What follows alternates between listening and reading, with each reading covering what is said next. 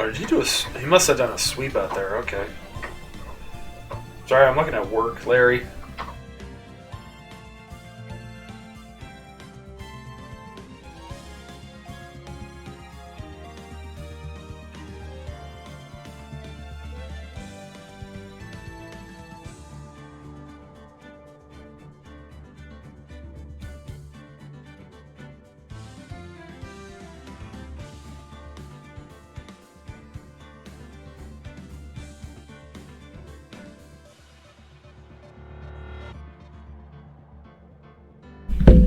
Ready?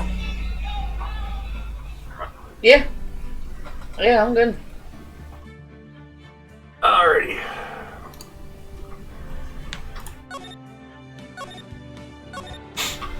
Let's grab a booze. Do those taste like the corn in the can? You wanna try it?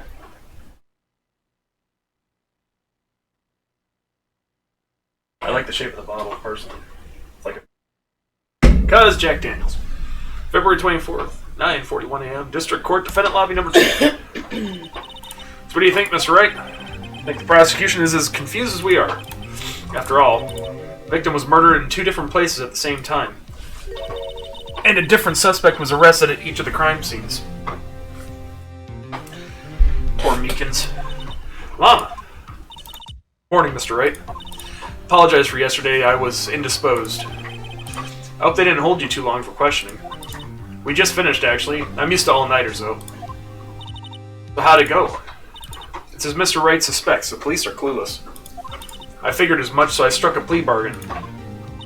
Plea bargain? What do you mean by that? We agreed that if I told them the truth behind this simultaneous murder, they wouldn't see capital punishment. That's what I mean, Emma. Alana, don't tell me you... Much to my regret, I'm as much in the dark about this as they are. Miss Skye. We found trace evidence of a certain person in the police department's evidence room. They belong to Officer Jake Marshall. What kind of trace evidence? Bloodstained fingerprints, to be exact. That's the trump card I have up my sleeve today. You do understand what this means, don't you? In order to defend my sister, you're going to accuse Mr. Marshall? We have to play the cards we're dealt, isn't that right, Miss Skye? Do what you have to do, Mr. Wright.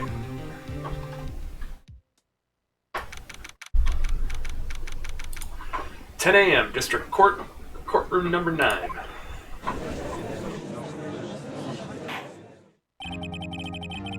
Court is now in session for the trial of Miss Lana Skye. Defense is ready, Your Honor. You know what that is, right? It's an icicle. Yep. Prosecution is... Winter stick. Prosecution is... I'm afraid you'll have to clarify. It takes 30 minutes by car to reach the police department from the prosecutor's office. Yet the victim, Bruce Goldman, was slain at both places at the same time. But that's not physically possible, is it? What's more, I hear the victim from the evidence room just disappeared. Yes, and the body eventually reappeared in the trunk of Mr. Edgeworth's car. This is one messed up trial. One of my duties as prosecutor is to present impartial evidence. Today I will present evidence relating to the murder at the police department. In so doing, I believe the way in which we should proceed will reveal itself. Now that's what sets Mr. Edgeworth apart. He sounds so on top of things, even though he doesn't know what's going on himself. That's supposed to be an admirable trait? Very well, let the trial resume. On the day of the crime, what exactly transpired at the police department? Mr. Edgeworth, you may call your first witness of the day to the stand. For its first witness, the prosecution calls the suspect of the murder that occurred at the police department. The suspect? You mean the so-called murderer? Hoo boy. Things are getting wild from the get-go. Poor Meekins. Poor Meekins. Will the witness please state his name and occupation? I feel bad. Yes, sir. I'm Officer Mike Meekins, sir. My occupation is, that would be murderer, sir.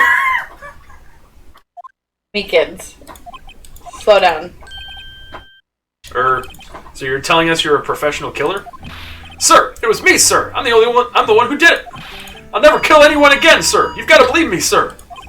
Actually, sir, I want you would call part of the younger generation, sir. Person whose actions adults can't possibly comprehend. Please, Mr. Edgeworth, sir, help me, sir. Officer Meekins, Yes, sir! Give us your report of the crime. Consider that in order. Yes, sir, as you wish. After all, I am part of a generation that must be told what to do, sir. Can't fault him for a lack of enthusiasm. Crime report, sir.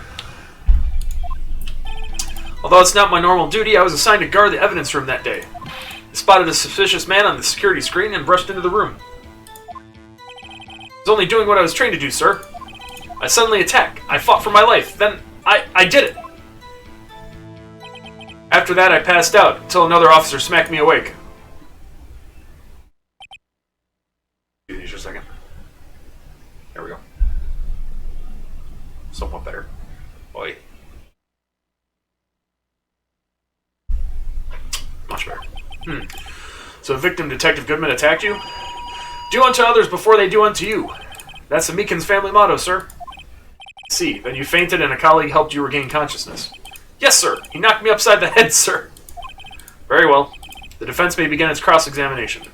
What I need here is more info to work with.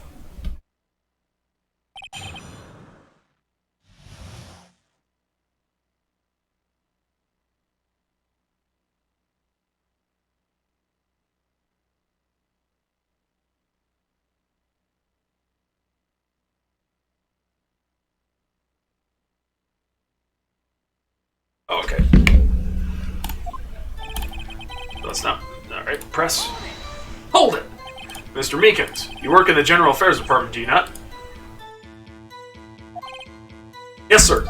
I'm in charge of hiring new recruits, sir. Yikes, now there's a scary thought.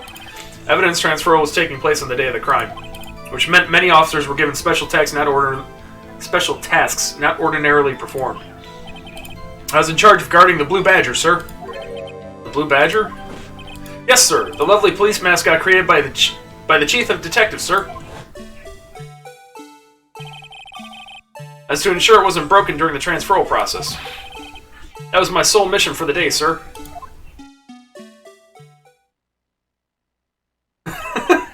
Judge is like, what? I see. Sounds like a very important mission. After the award ceremony finished that day, there were so many people running around that I relocated the Blue Badger to the evidence room. Why would you do that? Oh, so that's why you went to the evidence room. Tell us, what did you see when you got there? I spotted a suspicious man on the security screen and rushed into the room. In order to enter the evidence room, you need an ID card, am I correct? Precisely, sir. I have one right here around my neck. So then, your ID number should be listed on here, right?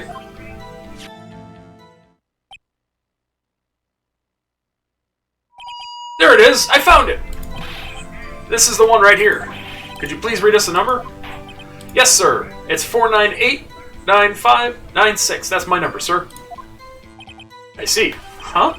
But the number 498-9596 is shown as being used twice.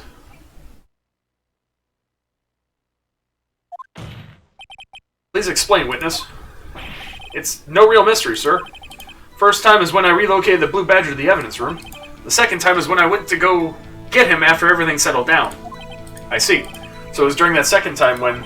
Yes, sir, that was when I spotted the man on the security screen. I was only doing what I was trained to do, sir, and I was suddenly attacked. So you were attacked. Can you please tell us exactly what happened to you? It was a knife, sir. A knife. Detective Goodman pulled a knife on you? What happened then? Well, with me charging in on him like that, he looked about as surprised as I was. You aren't exactly the kind of person someone would want to run into. That's when I reacted, sir. I swung my arms like an octopus, struggling to detain him. That's how I got this gash on my hand.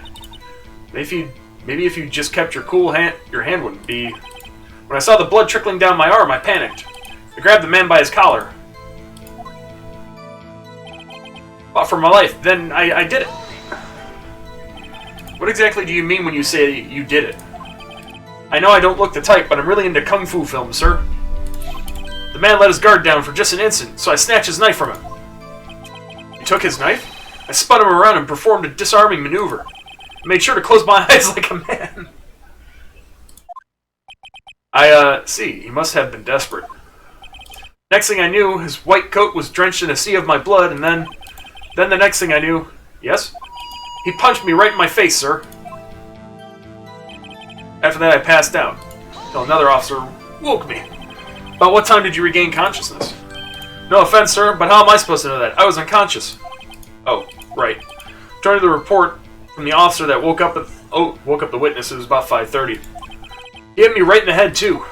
I woke up crying tears of pain. That's nice, sir. I mean, it's nice that you recovered, that is. When I came around, though, I made sure to finish my mission, sir. Your mission? Yes, sir. The Blue Badger, sir. I returned into the entrance before things got out of hand. Well, we can all rest easy now. I believe we now have a fairly accurate picture of what happened.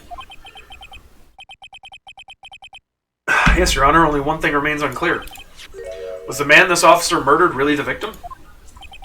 He's got a point. Yes, Officer Meekins? With regard to that, sir, take a look at this. It was sent to my jail cell. Chief Gant delivered it to me just this morning, sir. Chief? Delivered it? What is that? Videotape? Yes, sir. That's absolutely right, sir. A videotape, sir. Contains footage from the security camera in the evidence room. What? But I specifically asked if there was such a tape, and was told it had been mistakenly erased. It's quite a mistake. I just do what I'm told, sir. It's the only thing I'm really good at. It's like communication with the police department is as good as ever. Well then, let's have a look. Show us the video of you murdering the victim. Oh, please stop using that word murder, sir. It scares me. Video of a real murder. Just what are we getting ourselves into?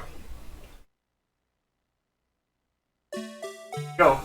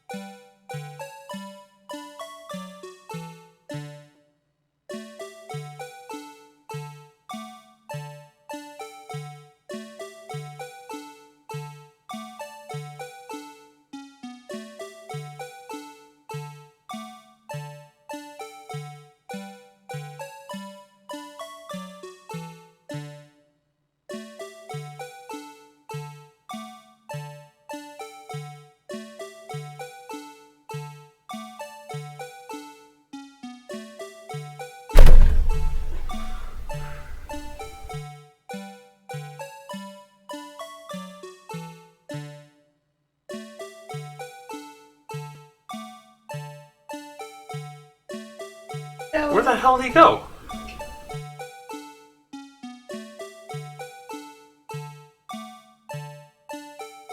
He pulled some Houdini shit. Yeah. Everyone's like, what? Well, I believe we're all thinking the same thing. How can we deal with these unsettling feelings stirred within us? The hell is that wriggling piece of plywood? Sir, that is the pride and joy of the entire Criminal Affairs Department, sir. It's the Blue Badger, sir. Why am I not surprised this isn't going smoothly? Yes, well, anyway. This tape seems to prove that the witness did indeed encounter someone in the evidence room. Your Honor, instead of relying on clearly incomplete footage, witness's testimony will suffice. Is that alright with you, Officer Meekins? Yes, sir. As you wish, sir.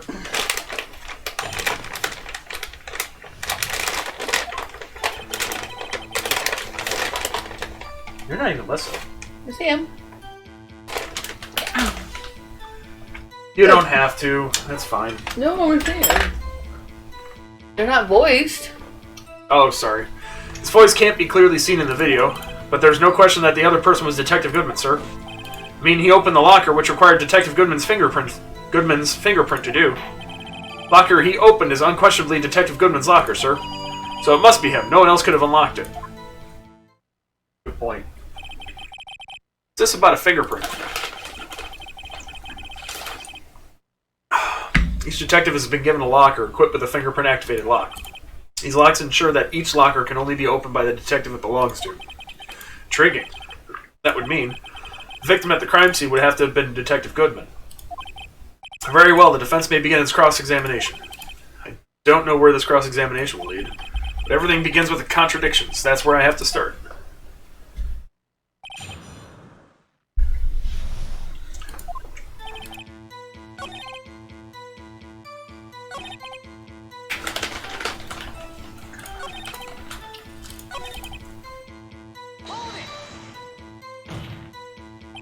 However, the most important detail is not shown in this video, the man's face. Sir! I may say something, sir. Please do. After all, you are the one being examined. I don't understand why the man's face is so important in this case, sir. I mean, it was his hand that opened the fingerprint lock, and it was his hand that tried to thrust his knife into my body, sir. My unsettled state can testify that to this, sir. Yes, you have a point. The footage doesn't lie. That is, unless the defense can find a problem with it. Mr. Wright, let's check the court record again. Is there a problem with the security video?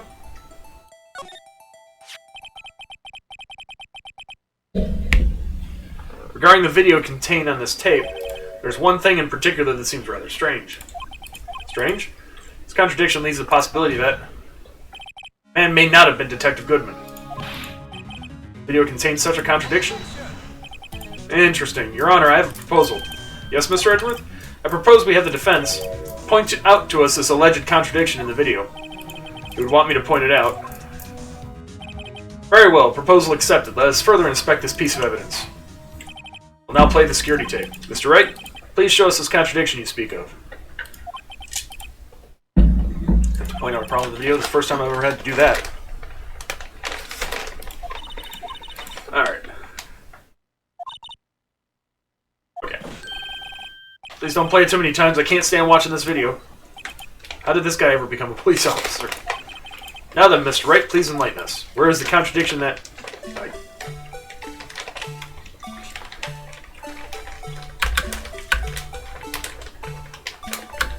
Wait. Where's rewind? I already saw it. Oh. The light's on. Yep.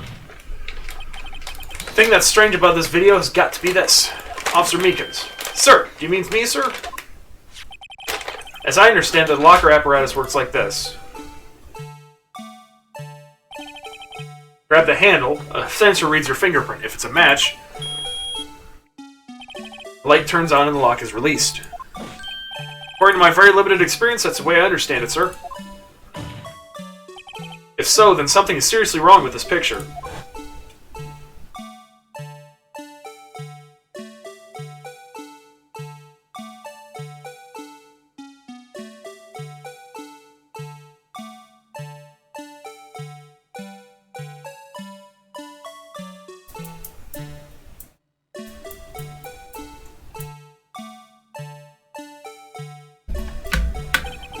The victim reaches for the handle to open the locker.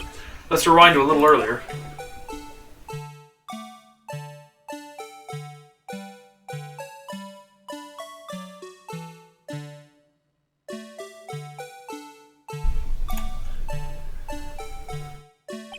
Here, notice the light? What's this? It's already lit. Precisely my point, Your Honor. The locker was already open before the victim grabbed the handle. Ah!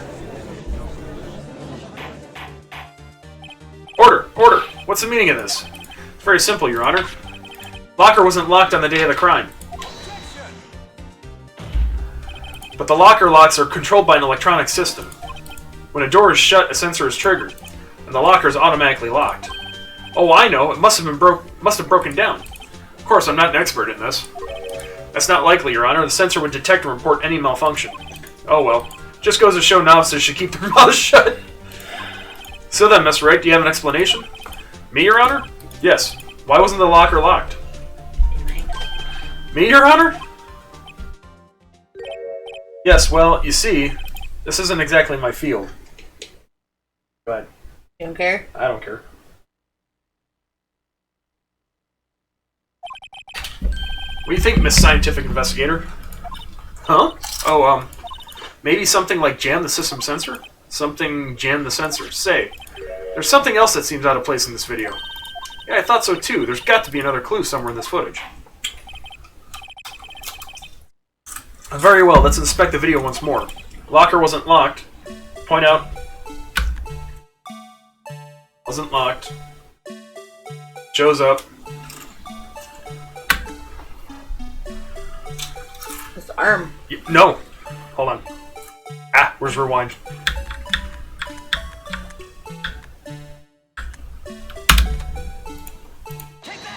Glove was blocking it. Please watch closely. This is the continuation of the part I showed you earlier. Hey, the music stopped, thank God.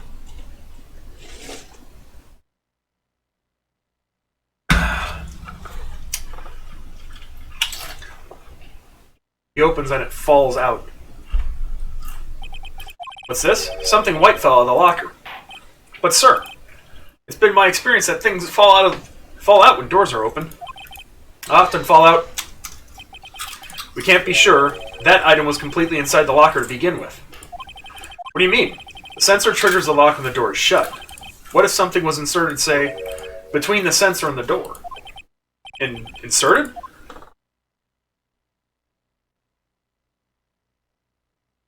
A glove.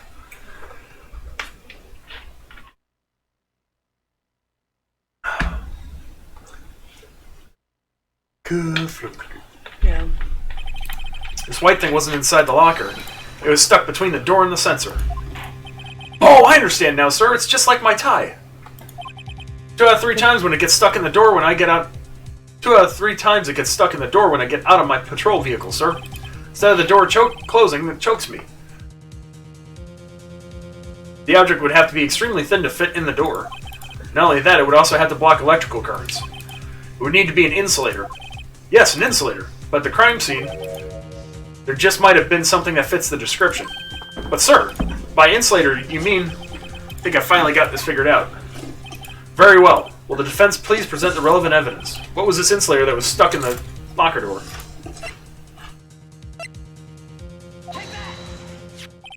Found this near the locker, a thin rubber glove.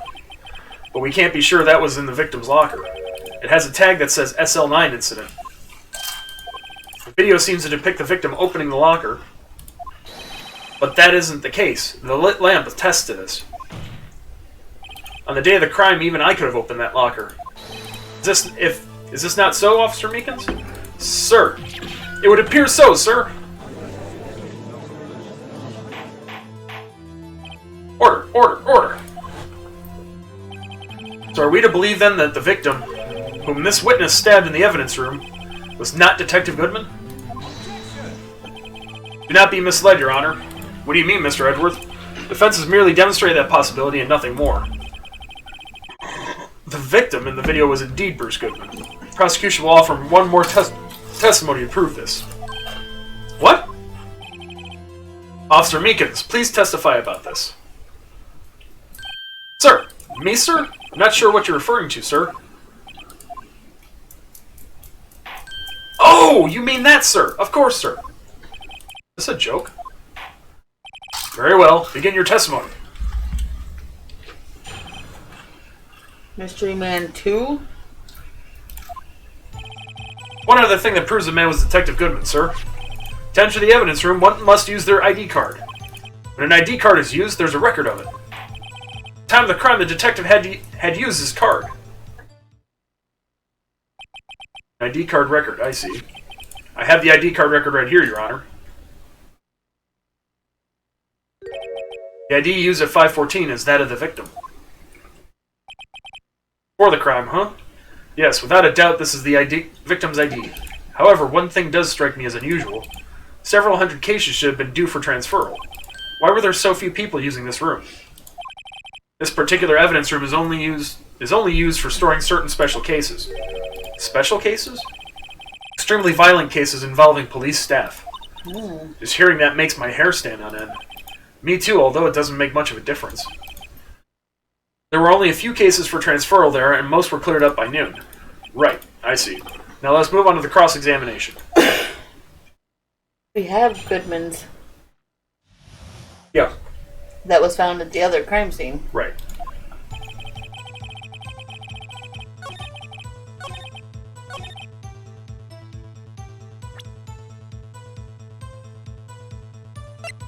Different. This one. Oh.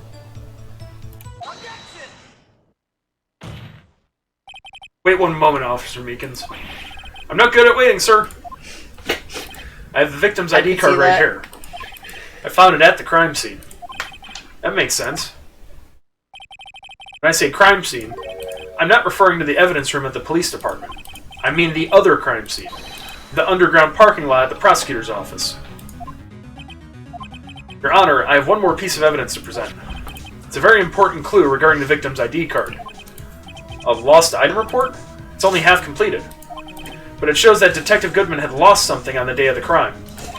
Something important enough to fill out this report. Let me guess, you believe this something had to be his ID card, right? I can't say for sure, but there is a high probability. On the day of the crime, Detective Goodman was not carrying his card. Order! Order! So now, what does this all mean? It can only mean one thing. It doesn't even require much thought. The man Officer Meekins encountered in the evidence room was not Detective Goodman, but rather the man who stole his ID card. Order! Order! Order! Does the prosecution have a response? I have only one thing to say to the defense. Bravo, Mr. Wright. Bravo. Allow me to summarize the defense's argument. At 5:15 on the day of the crime, the man in the evidence room Officer Meekins' encounter was not Detective Goodman. There are two grounds to support this. Oh, he's saying bravo because we put more of the blame back on Lana. First, the locker in the evidence room was already unlocked. Second, the victim lost his ID card. Am I correct so far, Mr. Wright? Yes. What's he up to? That being the case, we must inevitably arrive at a single conclusion. The victim in this video is a fake, then the murderer in the evidence room is also a fake. In other words, the security camera does not show the instant of the murder. That is... well, I guess that's right. Something wrong, Mr. Wright? Only moments ago, you seemed content to be pointing your finger around. This isn't going to end well. Nope. Well, well. It seems you finally realized exactly what you've gone to such lengths to prove. Explain yourself, Mr. Edgeworth. The defense has already done the explaining for me. The victim in this video is a fake, which means a murder did not take place at the police department at 5:15 on the day of the crime. So, the real crime could only take place at one location, the underground parking lot at the prosecutor's office, the murderer being Miss Lana Skye, the defendant. The evidence is compelling. Trustworthy witness. Observe the moment the defendant used the murder weapon. Ah!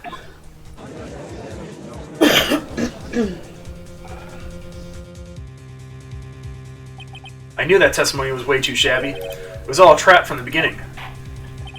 The activity in the evidence room still leaves many questions unanswered. Who exactly was the victim Officer Meekins encountered? And where did this person disappear to? However, this trial's purpose is to examine only the murder of Detective Goodman. Just so, Your Honor. Mr. Wright, you have to do something or else Lana...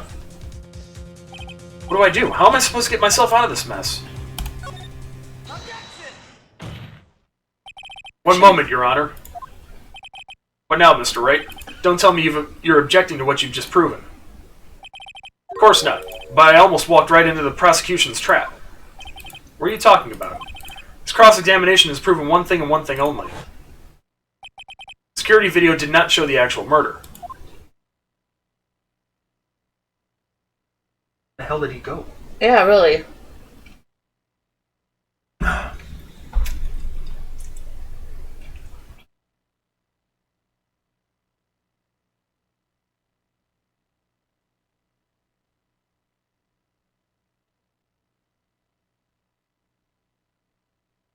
Wait. Hold on.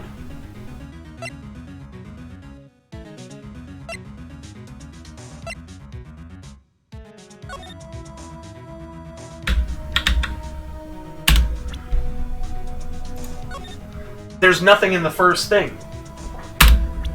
You see that? There's nothing hanging out of there, right? Mm-hmm.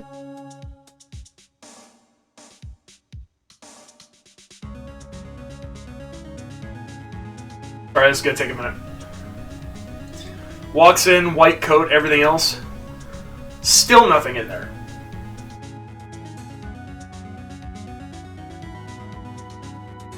Opens this thing up. Glove falls out, all that stuff. Meekins comes in. Still nothing there. Mm-hmm.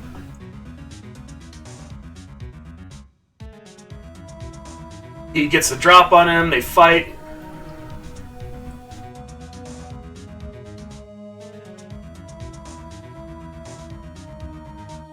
Still nothing there.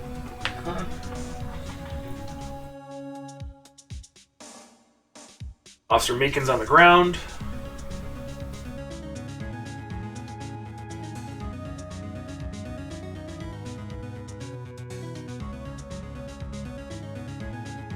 Oh. Yeah. Anyways, however, it cannot be said that this is unrelated to the murder in the parking lot. Specifically, large amounts of blood traces were found in the evidence room.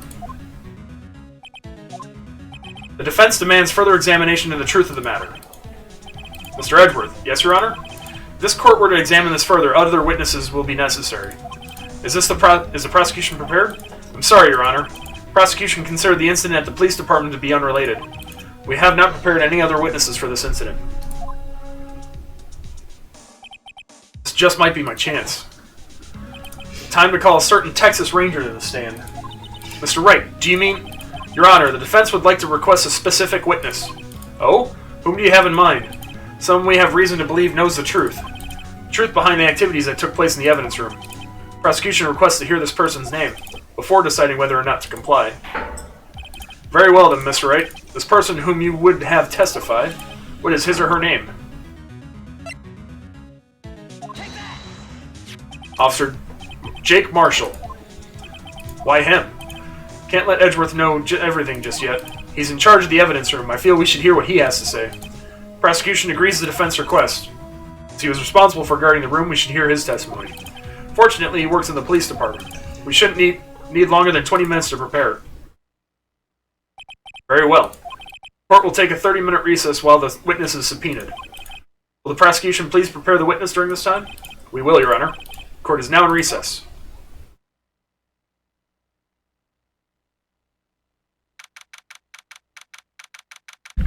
Oh boy. Defendant lobby 11:32. That took an hour and a half.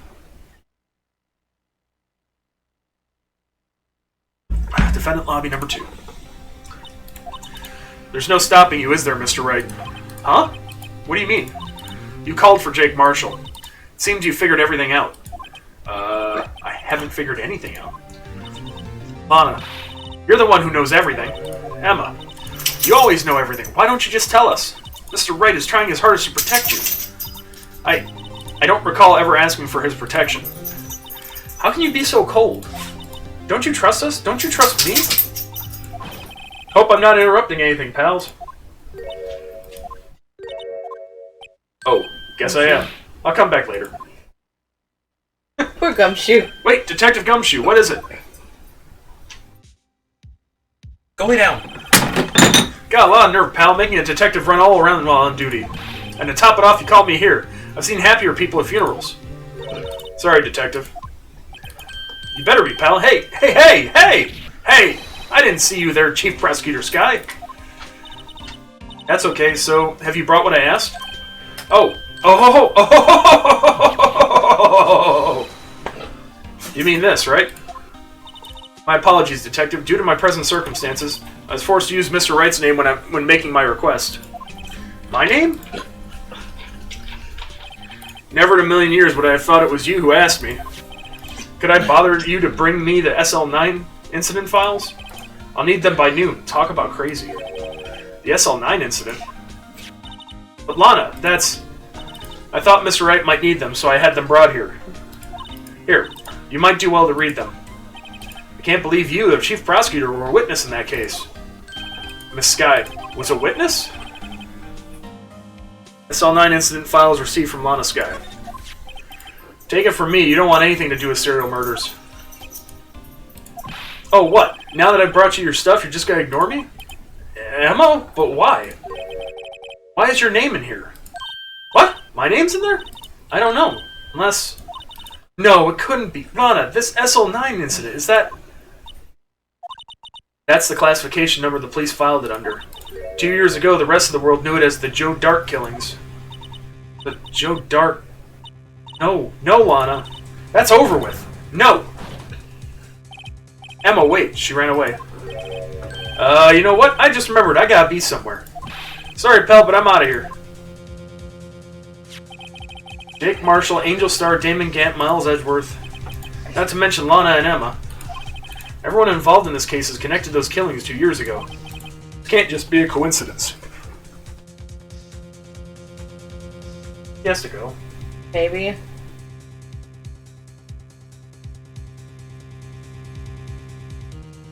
What his issue is.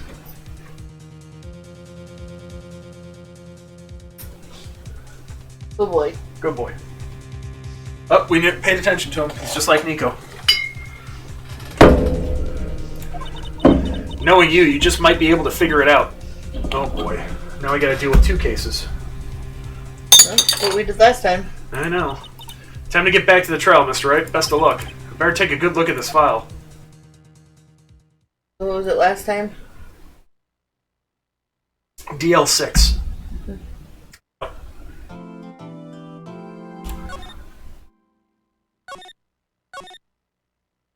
Trial ladder. Oh, man. Okay.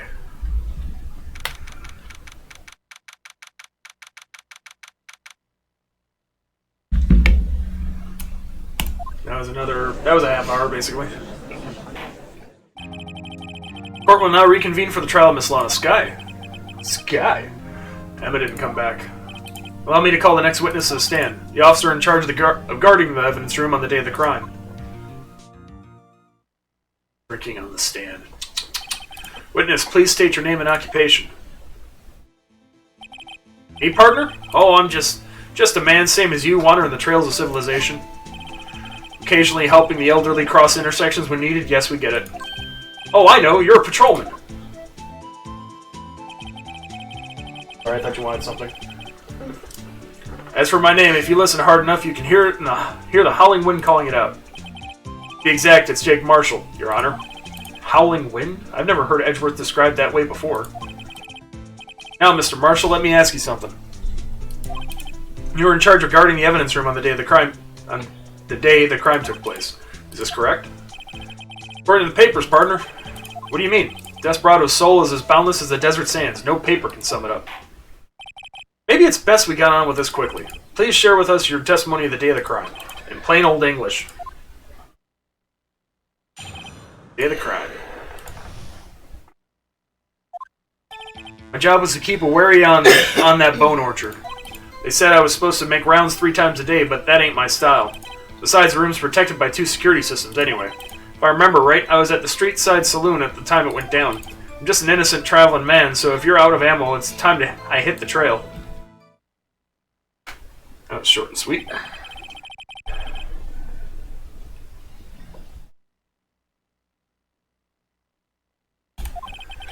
Can't say I care for your beard, but you don't see me complaining. Wait a minute. What do you mean by 2 security systems? I mean the security cameras and the ID card reader. I reckon even a cowpoke like you knows about those. Yes, well, what about the fingerprint-activated locks in the evidence lockers? Fingerprint-activated locks? What kind of newfangled doohickeys are those? Not being very helpful.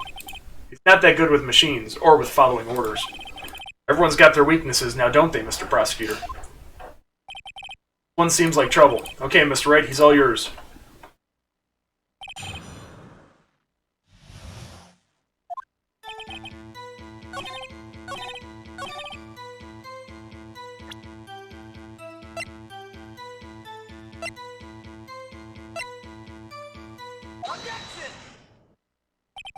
Officer Marshall, doesn't it strike you as odd? That is, you being called in to testify like this? After all, you weren't in the security room at the time of the crime, and yet you dragged me down here.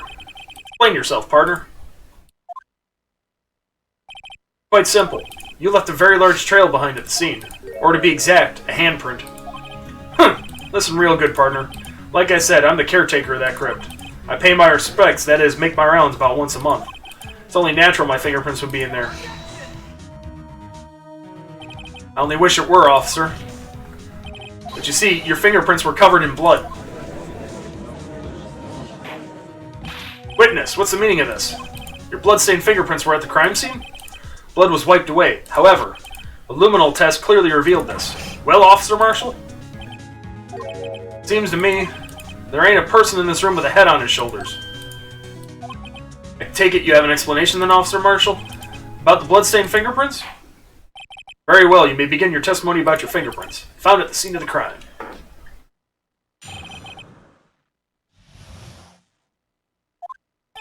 Like I said, it's only natural for my fingerprints to be in that evidence room. One of them just happened to be at the same place as the bloodstained handprint. Murderer touched the locker where my fingerprint was by chance. Bloodstain and the fingerprint are completely unrelated. Or didn't you know the murderer was wearing gloves? See? I had nothing to do with it. How do you know he was wearing gloves? Seriously. Although there's room for doubt, life wouldn't be fun without any doubt, partner. Defense may now cross-examine the witness. This guy's hiding something, I can feel it. Now's my chance to prove it.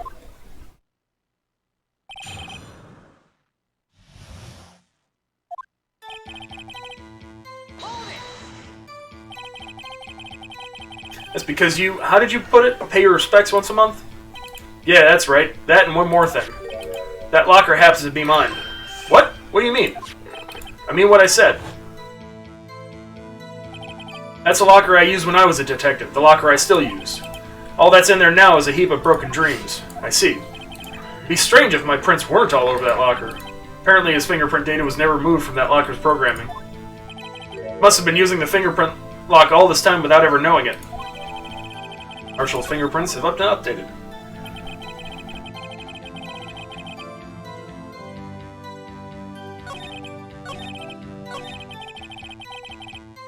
Ah, damn it. Went too far. Oh. This one. How do you know that? I may be a loner, but I still do my job. I keep up on the reports. There's a bloodstain at the scene, though thought to be left by the murderer. That's right. It was found in Detective Gumshoe's locker. However, no fingerprints were detected on that handprint. Oh yeah, I think we tried that too. So that would mean the murderer wearing gloves happened to place their hand on top of Officer Marshall's fingerprint. It's the only logical conclusion. Are you starting to get the picture, partner? Picture? This seal of blood in the desert is just food for the buzzards. There's only one reality, and that's this. Security tape. So long as my trail isn't in there, you can't say otherwise. The thing I noticed. Please consider carefully where you're going with this cross-examination. Yes, Your Honor. Now then, continue your testimony, Officer Marshall.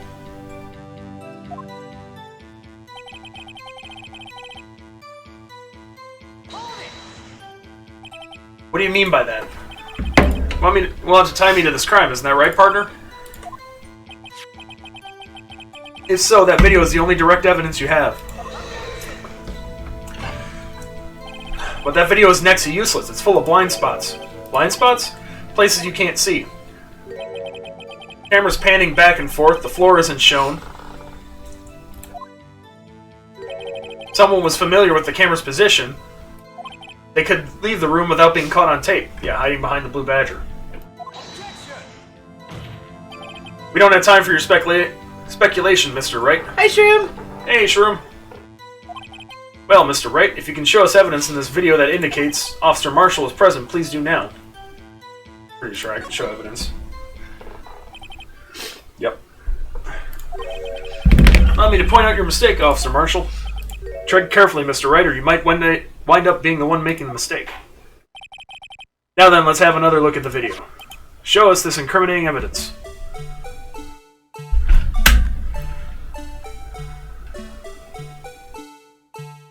Nothing?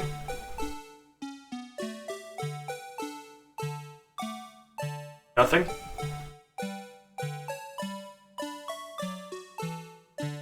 Nothing?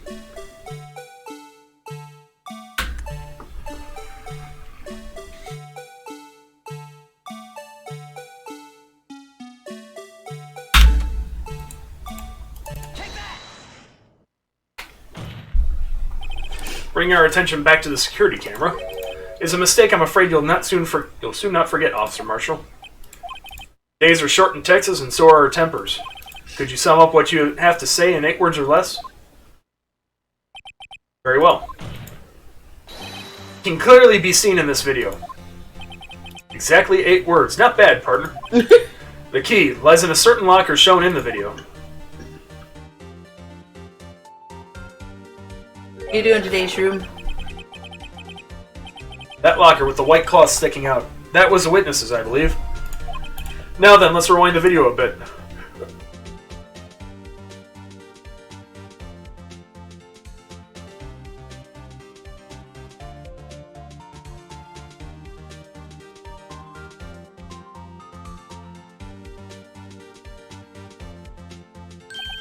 Oh, the white cloth, it's gone. What's the meaning of this, Officer Marshall?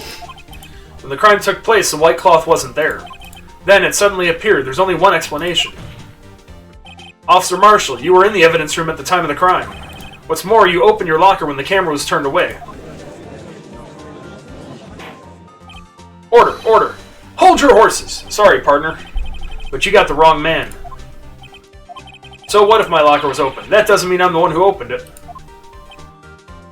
The murderer needed to hide something, so he opened a locker and stuck it in. Not my fault he happened to choose mine. Why is everyone staring at me like I'm a wanted man? This guy isn't just playing dumb. He really doesn't know. I hate to rain on your parade, but you're the only person who can open that particular locker. Oh yeah? I call your bluff. You say I opened that locker, now prove it.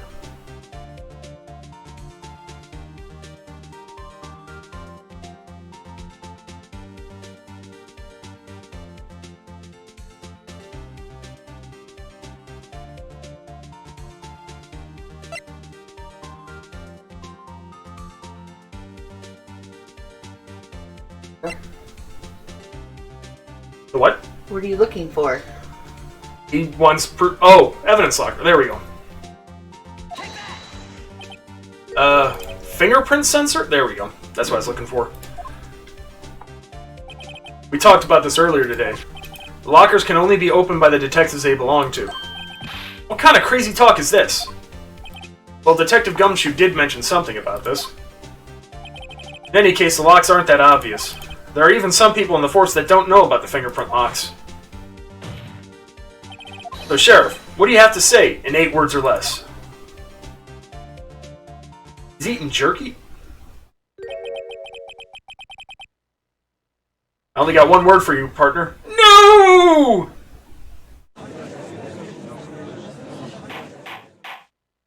Order, order, order. Witness, explain yourself.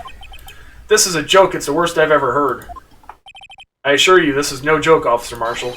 Now then, please tell us what you were doing in the evidence room at the time of the crime. Olay! Please answer the question. What is he now, a bullfighter? That's alright, Officer Marshall. I believe we can figure the rest out from here. We can? Have a look at these floor plans. No place for someone to hide in the evidence room. Yet Officer Meekins didn't see Officer Marshall.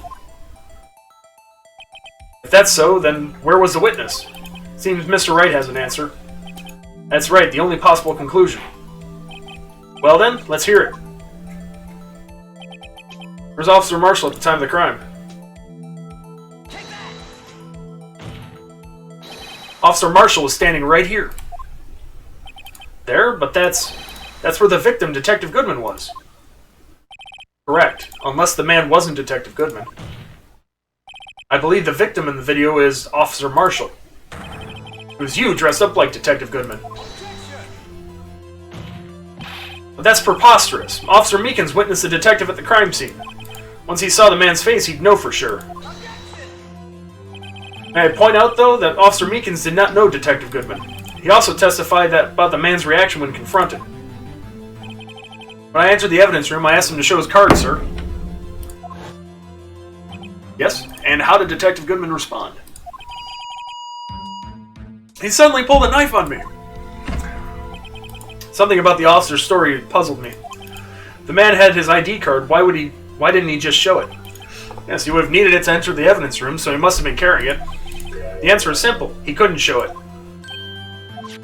As you can see, Detective Goodman's picture is on his ID card.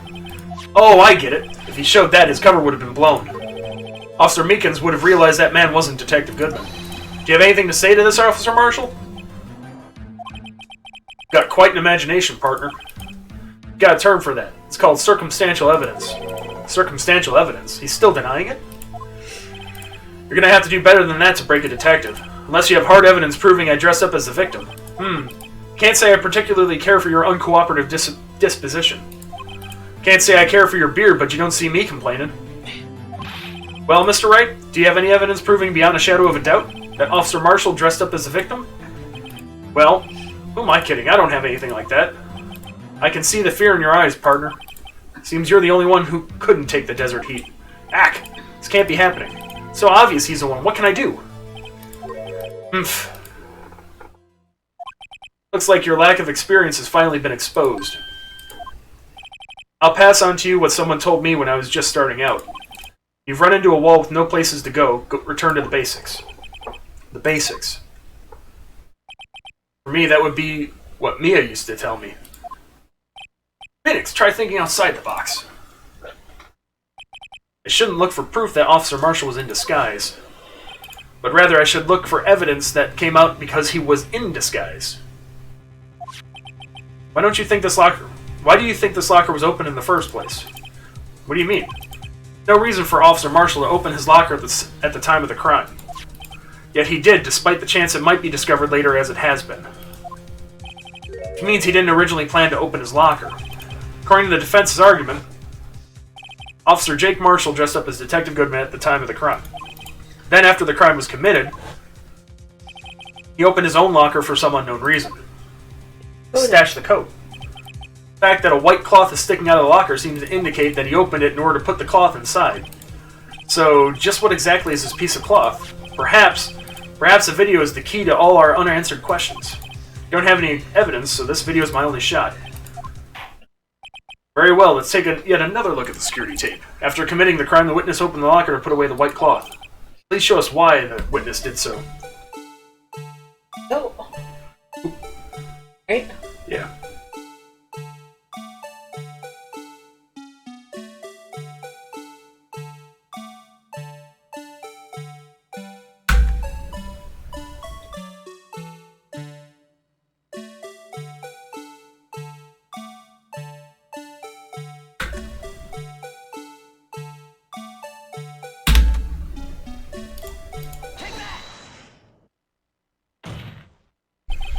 For some reason, you disguised yourself as Detective Goodman and entered the evidence room, though I don't know to what end yet.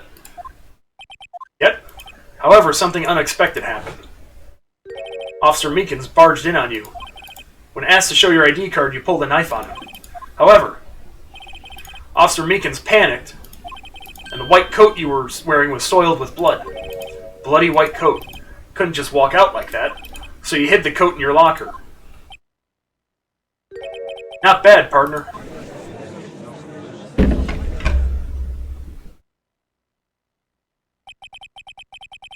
Yes.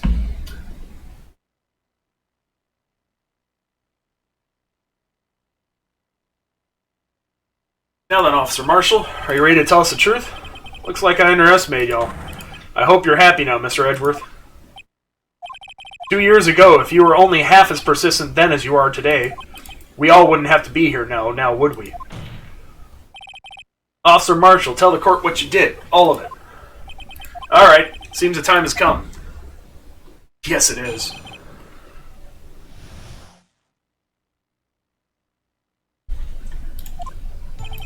I had to do it that day. I couldn't just stand by and let it die. I stole the detective's ID and dressed like him. I planned to take out the evidence. I wasn't expecting Officer Meekins. I knocked him out. Managed to escape. I knew which areas wouldn't be caught on the camera. There wasn't any murder in the evidence room at 5:15. So the supposed victim was really you. But there's one thing I still don't understand. Traces of a large quantity of blood were found on the floor in the evidence room. If no one was murdered, then how could that be? Officer Meekins managed to cut his own hand. My guess is he's the donor. Way too much blood for such a small donation.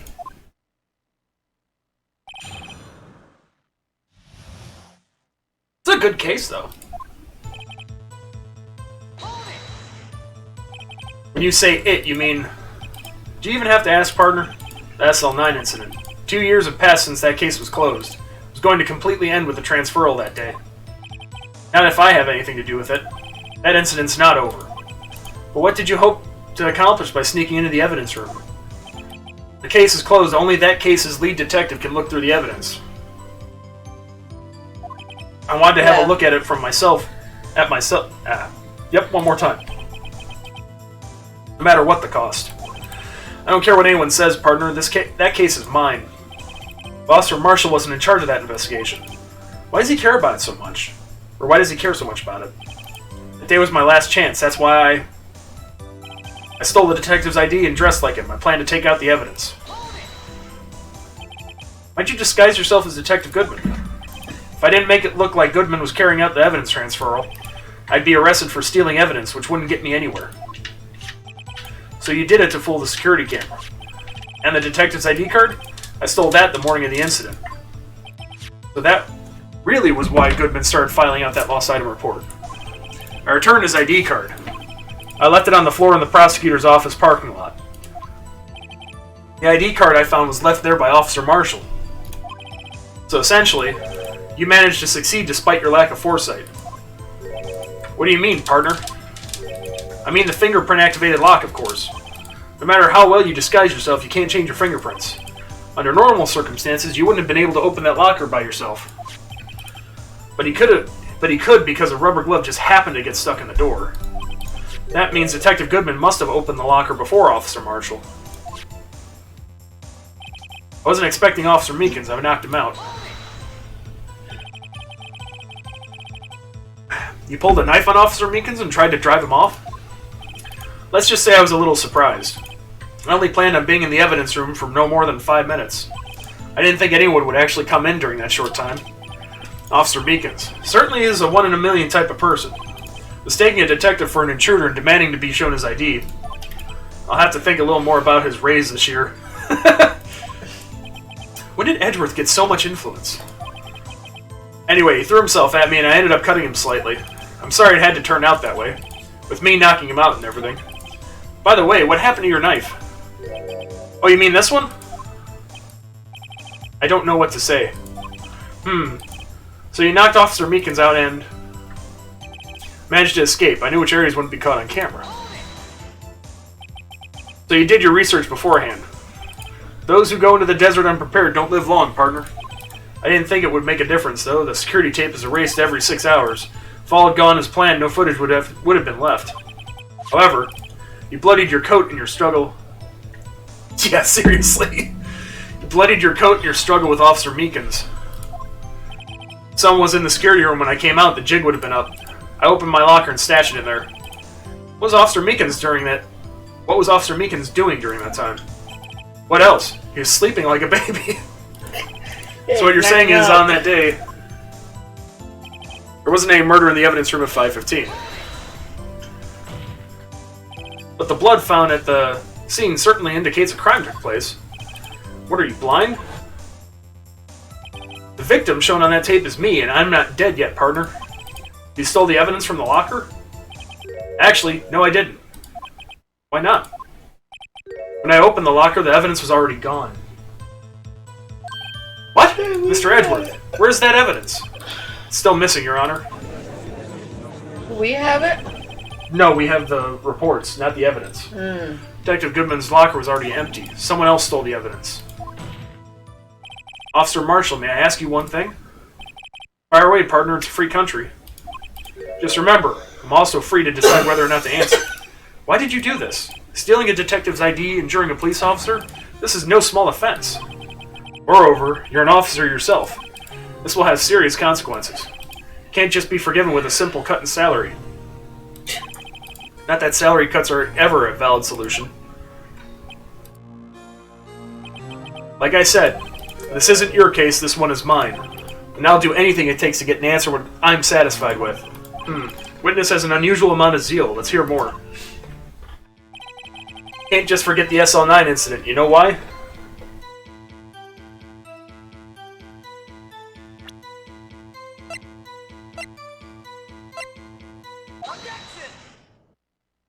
Officer Marshall, I think I understand. I think I know why you care so much about the SL9 incident. Sounds like you've been sipping too much cactus juice, partner. I have the SL9 incident file here. The name Marshall is mentioned in here. In a list of murder victims. Neil Marshall. Are you related to this man? Neil Marshall. Yeah, I'm sure you've heard the name. 2 years ago, you received the same lousy prosecutor award you got. What? Prosecutor? He must be talking about the King of Prosecutors award. Now I remember, Prosecutor Neil Marshall. He handled the SL9 case before I did. That's right, he was killed. And the case fell into your hands. But what's his relation to you? He was my brother. Of course. He was investigating the murders with Damon Gant, the then Deputy Chief of Police. Yeah. The group of detectives I was part of worked under them. We were desperate to prosecute the killer. Joe Dark. My brother fought Dark and was killed. That was the first time Dark ever left behind any evidence. That was all we needed. It looks familiar. Dark? Looks like Damon. Damon Gant? He was arraigned and incarcerated. The case was finally closed. At least according to the public records. What do you mean? My brother couldn't have been killed by Joe Dark. I knew my brother better than anyone. Yeah, it is, Angel. No one could have beaten him in a fight. And that's it? That's your reason for your insane actions? There's more to my brother's death than what the records say. No matter how much you try to hide it, you can't fool me. Well, at least one thing's for certain. Now we know what happened at the police department on the day of the crime. That was the last day the SL9 case could be reopened. Not satisfied with its resolution, Officer Marshall planned to steal the evidence. Disguising himself as Detective Goodman, he entered the evidence room. Officer Meekins confronted him, so he rendered him unconscious and fled. Yes, this mystery has finally been cleared up. No murder took place at the police department that day. Things that happen by chance never cease to amaze. At exactly the same time as the murder at the prosecutor's office, this fake murder was going on at the police department. Chance? It's gotta be more than just that. So if Noah was murdered at the police department on the day of the crime, that means the murder in the prosecutor's office parking lot was a real one. Which in turn means only one person could have committed the crime. Chief Prosecutor Lana Skye.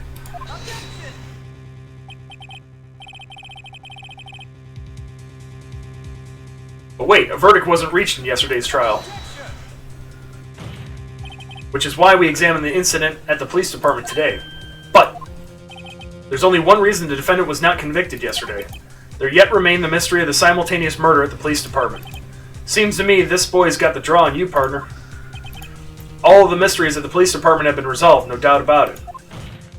Our sole murder took place at the prosecutor's office. The only suspect is Lana Skye. The testimony of one Miss Angel Starr is completely incontestable. If you have a response, make it a single word or less. Arg! I rest my case. Seems this trial has reached its conclusion. There's no more room for doubt. Well done, Mr. Wright. Thanks to you, I didn't need to waste my time disproving the alleged murder at the police department. No doubt what I proved today is true.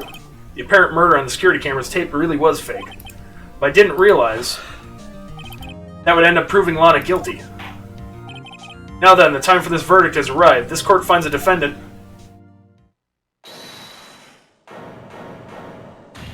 Ooh! Oh! Your Honor, wait! Emma, defense has an objection. A scientific objection. Right? What do you mean, right? Mr. Wright, are you this girl's guardian? Your Honor? Oh, in a sense. Please, Your Honor, all I'm asking is for a minute of your time. Please hear me out. Mr. Edgeworth, please. I don't want to leave any loose ends. You want a minute? I'll give you 3. That's generous. I was kind of in shock. I mean, finding out that the SL9 incident referred to the Joe Dark killings. Now that she mentions it, the names of both Skye sisters were in that file. That's when I figured it out. I mean, what Officer Marshall was trying to do that day. So I knew his fingerprints had nothing to do with the crime. That left only one thing, the other handprint. You mean the traces of blood found in Detective Gumshoe's locker? But no fingerprints were found on it, right? No, but I figured if I examined it scientifically, I'd be sure to find a clue. So I ran over there and looked at it again. So you did find something? No. Huh? Sorry, I guess I'm not much of a scientific investigator after all. That all? Please don't be mad, I'm just a high school student. Wait a second. So... Okay, so here's the thing. So if there's a bloody handprint with a glove, Marshall wasn't wearing gloves. No. Locker was held open by a glove. Mm-hmm. Yeah. And I'm just an attorney. But Mr. Wright, those traces of blood are the only clue we have. If we can't find something wrong with them, please, Mr. Wright, you're a professional. If anyone can save Lana, it's you. Me? Oh boy. Time's up. Now then, Mr. Wright, with regard to the incident at the police department, does any reasonable doubt remain? Here's a defense is troubled by the other blood mark. Looking at the floor plans, a handprint was discovered around here. Is there a problem with this? Mr. Wright, I'm sorry I can't be of more use. But still, if you can't find anything wrong with that blood mark, Lana will be... Please answer my question, Mr. Wright. We don't have all day. Yes, Your Honor. If I've needed to concentrate, it's now. What could be wrong with that handprint on Detective Gumshoe's locker? Could there be something I'm missing? I object. This handprint left at the crime scene clearly shows a contradiction. Wait, can we see it behind the...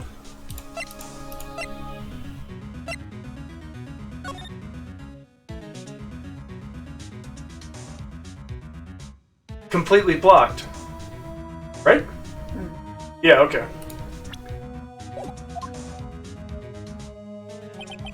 The only thing that seemed clear is your grasping, Mr. Wright.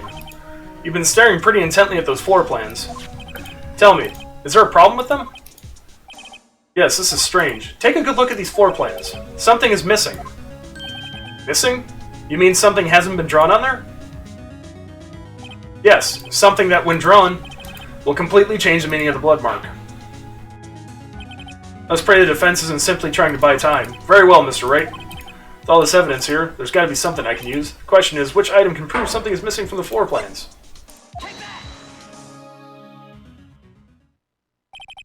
What about that piece of plywood? Blue Badger, mascot of the police force. Defender of truth, guardian of proof. Explain yourself, Mr. Wright. Please look at the floor plans of the crime scene. The Blue Badger is not here. So watch what happens when we put him in. This is where he was dancing at the time of the crime. Well, what? Nobody would have seen it. That's right, so as long as the Blue Badger is dancing here, it would be impossible to place a handprint at this spot on the locker. And nobody would see it. What?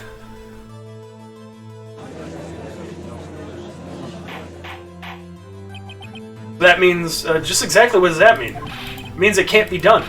What are you saying? Blood traces were undeniably found on that locker. Don't look at me, I didn't put it there. Mr. Wright, think through scientifically. Emma, on that afternoon, Officer Meekins was the one who brought the Blue Badger to the evidence room, right? After he put it down, it would be impossible to leave a handprint on that locker. So that must mean this blood mark was left there before the Blue Badger was brought in. Just one moment. I will not allow such far-fetched balderdash in my courtroom. It may sound far-fetched, Your Honor, but it's the only possible explanation. On February 21st, in the police department's evidence room, blood was spilled not once, but twice. But how?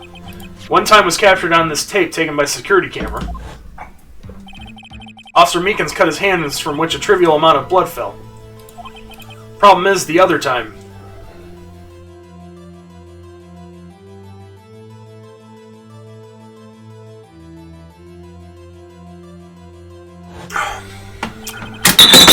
Someone bled prior to the struggle shown on this tape. It had to have been... Is she sleeping with the bone on her head? Yes. Had to have been Detective Goodman when he was really murdered. That's ridiculous. I refuse to accept your absurd claim. Murder portrayed in the security tape has been proven to be a fake. However, it does not explain the blood mark found on the locker. So then, assuming this murder you purport really happened, when did it take place? I demand you show evidence that proves when it occurred. When did the first incident occur? Summarize, the defense claims that prior to Officer Meekins being cut by Jake Marshall, who was posing as Detective Goodman, another incident took place in that evidence room. Yeah, because they cleaned up that huge amount of blood. That's right, the blood mark on the locker proves this. Very well, then tell us. When did this first incident occur? As Mr. Edgeworth said, proof must be presented. Proof that shows when the murder took place. There's only one piece of evidence that can show that. Now then, will the defense please present its evidence? What shows when the first crime took place? ID card record. The crime took place inside the evidence room, and then the killer would have had to enter it. And in order to do so, an ID card would have been required. An ID card? Oh, the ID card record. Officer Meekins brought the Blue Badger panel into the evidence room at, let's see here, 4:50. If the crime took place before that time, then it would be 4:40. Ah! Ah! Miles Edgeworth! Just what have you done? I never would have figured you had the nerve, boy. Drop the act, witness. It does take a lot of thought to figure out it could have been me. Nope, I ain't getting it. I'm afraid I don't understand either. It's clear from the luminal test that the blood was there. However, when the second crime took place, both Officer Meekins and Officer Marshall failed to notice the blood. That means the blood from the first crime was wiped away by the real murderer. I would have had just 10 minutes to murder the victim, carry his body away, and clean up the blood. Unfortunately, that's physically impossible. That would mean the crime must have taken place before Mr. Edgeworth entered the evidence room. Let's look at the chart again. There's only one other card number remaining. 777777. Talk about a lucky number. But wait, that doesn't make sense. How could Detective Goodman have entered the evidence room if he was coerced? Since there's no record of his card being used beforehand, he must have entered along with the real murder. It's the only plausible explanation. He went in with 7777777. Mr. Edgeworth, please look into this ASAP. Find out whose ID number is 7777777. That's 1 7 too many, Your Honor. Unfortunately, I'm unable to look up the owner of that ID card. At least at present. What? Explain yourself, son. The ID number 777777 belongs to someone with a rank of captain or higher. Someone who is a so-called executive officer. We don't have the authority to inquire into such a person's identity. But that's ridiculous. Just how... I'm not finished talking, Mr. Wright. There's one situation in which we can be granted... Oh yeah, Gant. There's one situation in which we can be granted such authority. If an official charge filed against an executive is accepted. An official charge? You're all alike, aren't you? With your cover-ups and your forgeries. That's how the prosecutor office operates. I take pride in my work, Officer Marshall. I would appreciate if you would keep your slander to yourself. Slander, is it? Okay, let me ask a question. Yes? No, not to you. To her, the defendant sitting over there. Your own little executive. Lana? Don't be stupid. She's been charged with murder. Of course, we've looked up her ID number, and it's not 777777. Don't play me for a fool, partner. That's not what I wanted to ask. All I want to know is one thing, about that incident. The SL9 incident? Answer me this, Chief Prosecutor. In that trial 2 years ago, did you really only use legitimate evidence?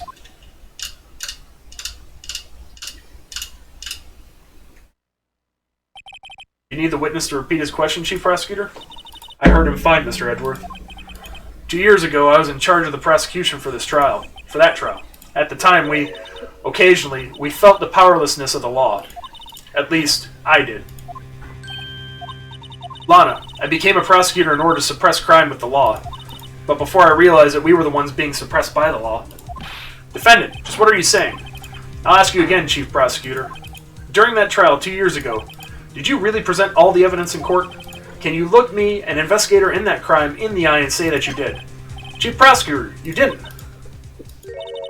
I don't have to, Officer Marshall. Why won't you answer him? Drastic crimes require drastic measures. That's just the way it is. We did what we had to in order for him to get the verdict he deserved. But Lana, even if it involved forging evidence, god damn it.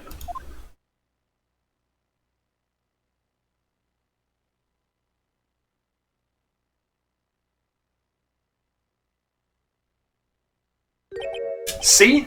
That's what I'm talking about. No. No! Order, order, order, order!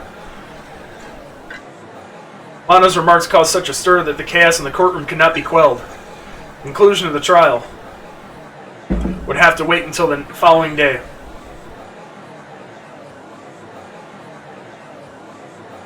Use the restroom at all? Or are you good? Let's go for a moment. Alright, we'll be back. Ow, ow, butt. We have a whole thing of investigating to do, and then the case. Oh, and then the trial? Yep. Oh yeah, we'll save this for the moment. Oh, yeah. Okay. Be right back. Yes, indeed. I think this thing's dead. Oh, what thing? My candle. Oh, Almost. Nice smell. Really nice smell. Should we? Take them up too? Yeah. Come on, guys, let's go outside. Come on. Come on. Come on.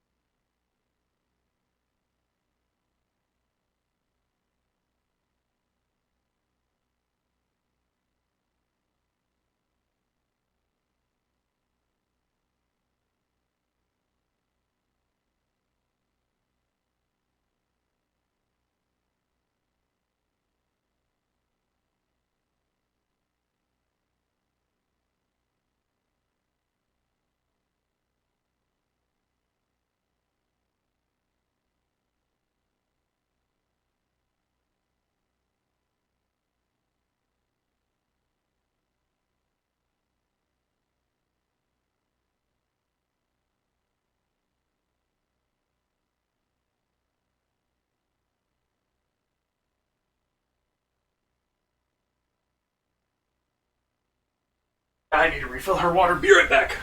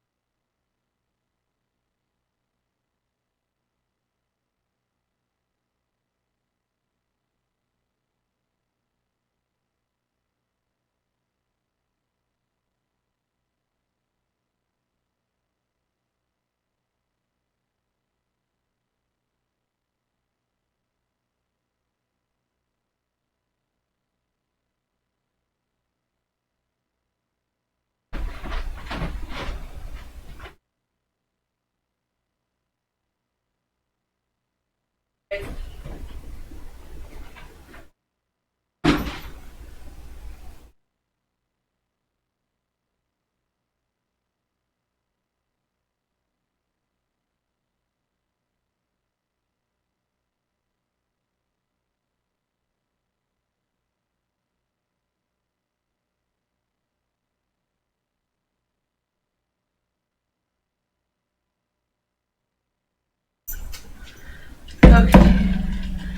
I'm back. You should be coming.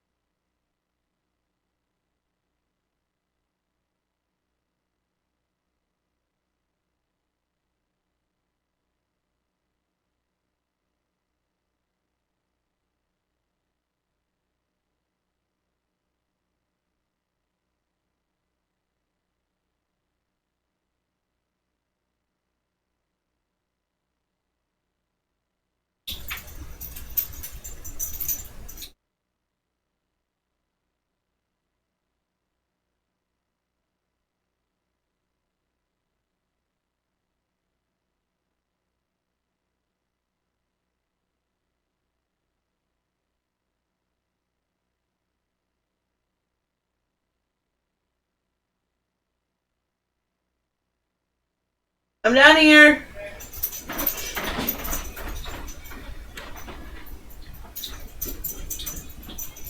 Okay. Alright, I'm coming back. Oof. I got cold. I don't blame you. It's cold down here. Okay. Wright and Company Law Offices. So sorry, Mr. Wright. I'm sorry for what my sister said. Drastic crimes require drastic measures. That's just the way it is. We did what we had to in order for him to get the verdict he deserved. I didn't know. I never knew that the SL9 incident was just another name for the Joe Dark killings. Sounds like everyone's heard about these killings but me. Lana wanted Dark convicted so badly. That's why she used me. That's why she used what happened to me. What do you mean, what happened to you? It's all there in the file. Joe Dark's last victim was Prosecutor Neil Marshall. He murdered Officer Marshall's brother. He left behind an incriminating piece of evidence. What did you have to do with those killings, Emma? On the night Prosecutor Neil Marshall was murdered, Joe Dark tried to kill me. What? He tried to kill you? Officer Marshall's brother, Neil, was only trying to save me. That means you...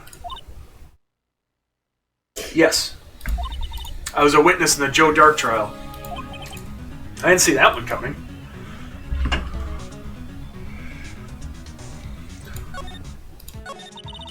Happened 2 years ago. It was right about this time of the year, too. There was a terrible thunderstorm that day, unusual for the season. I was all alone in my sister's office. We were planning to eat dinner together once she finished her work. Then suddenly, this terrifying man came bursting into the office. Joe Dark. Seemed like he was running from someone. He pulled out a knife and screamed at me. I didn't know what was going on. Just then, Prosecutor Marshall showed up. Jake Marshall's brother. Joe Dark tried to take me hostage, but before he could, Mr. Marshall tackled him. Then, what happened? I'll never forget it. Lightning struck, and the light went out. Suddenly, bolt of lightning flashed outside the window, lighting up the office for an instant. What I saw then burned a permanent picture in my mind. I can still see it now. Permanent picture. I don't remember the moment when Mr. Dark stabbed Mr. Marshall. So you weren't able to testify about that? No, I was only asked about when I was attacked. That must be why she made up the crime. Made it up? You mean provided bogus evidence? The prosecutor's office wanted that guilty verdict so badly. Lana forged the evidence and Mr. Edgeworth used it. Edgeworth? Yes. But I'm sure he didn't know anything about it. He couldn't have known he was being given false evidence. Even so, that's when it all started. Rumors about Mr. Edgeworth, it's all my fault. If I could have just testified properly, none of this would have happened. So it's true, even though he may not have known it. Edgeworth really was involved in falsifying evidence. After that case ended, Lana was never the same. She became cold like she is today. She must not have been able to face up to what she did, especially not to Emma. What did you see in the instant that crime occurred? Dark knocked down Mr. Marshall and raised his knife. Neil Marshall was stabbed right in front of this poor girl. I don't remember what happened after that. Apparently I passed out.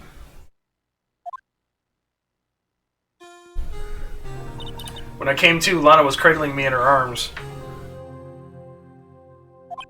Poor Emma, you've been through so much.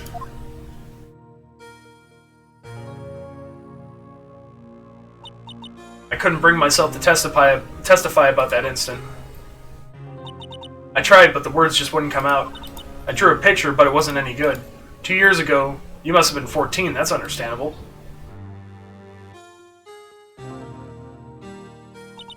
Once it was all over, I made up my mind. I decided that when I grew up, I'd become a scientific investigator. I want to be able to fight crime with my testimonies, and find the evidence to make an airtight case. That way Lana would never have to forge any.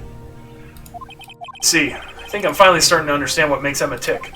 But there's still something that bothers me about that crime. Something that's puzzling me, Emma. What is it? You said you were in Lana's office at that time, right? That's right. Why then would a serial killer come running in there? Not only that, but he was being chased by a prosecutor. Well, there's no mystery there. Joe Dark had been taken in for questioning that day. Taken in for questioning? You mean by the police? Of course, this happened at the police department. He tried to run away halfway through the interview and fled into my sister's office. But why did he run all the way over to your sister's office? Because the detective's offices and the questioning room are right across from the elevator. Across from the elevator? But Lana was the chief prosecutor, wasn't she? No, silly. Didn't I tell you? 2 years ago, Lana was a detective. Oh. She was the best in the entire force. What? That's news to me. After the Joe Dark case, she was transferred to the prosecutor's office and made chief prosecutor. Lana used to be a detective? I'd better have another talk with her.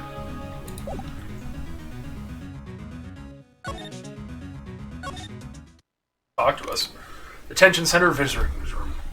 Visitors room. Lana? Mr. Wright, seems I keep causing you trouble. Falsifying evidence. I didn't think you were the type. Criminals don't mind playing foul, why should we? But Lana, if you're wrong, an innocent person might be found guilty. Believe me, I understand the risks. Lana, Emma told me about you. Oh? About how you were a detective 2 years ago. And how the SL9 incident was the reason for your transfer to the prosecutor's office. That's right. Could you fill me in on the details, especially about that unusual change of jobs? Change of jobs? Suppose you have a right to know, Mr. Wright.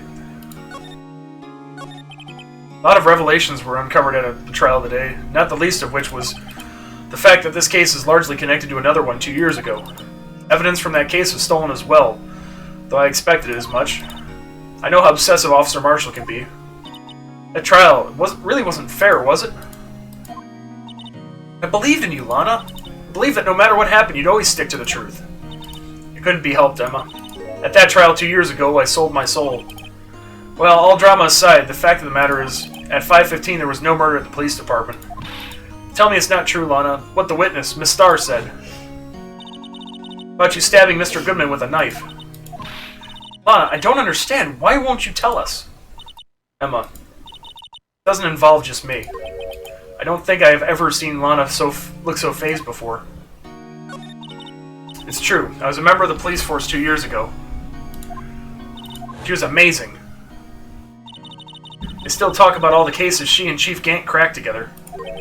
Chief Gant? He was the deputy chief of police back then, but he still worked the crime scenes. Damon Gant, he was everything I aspired to be. They were the best team ever. They solved crimes before the reports could even be filed. Emma really idolizes her big sister.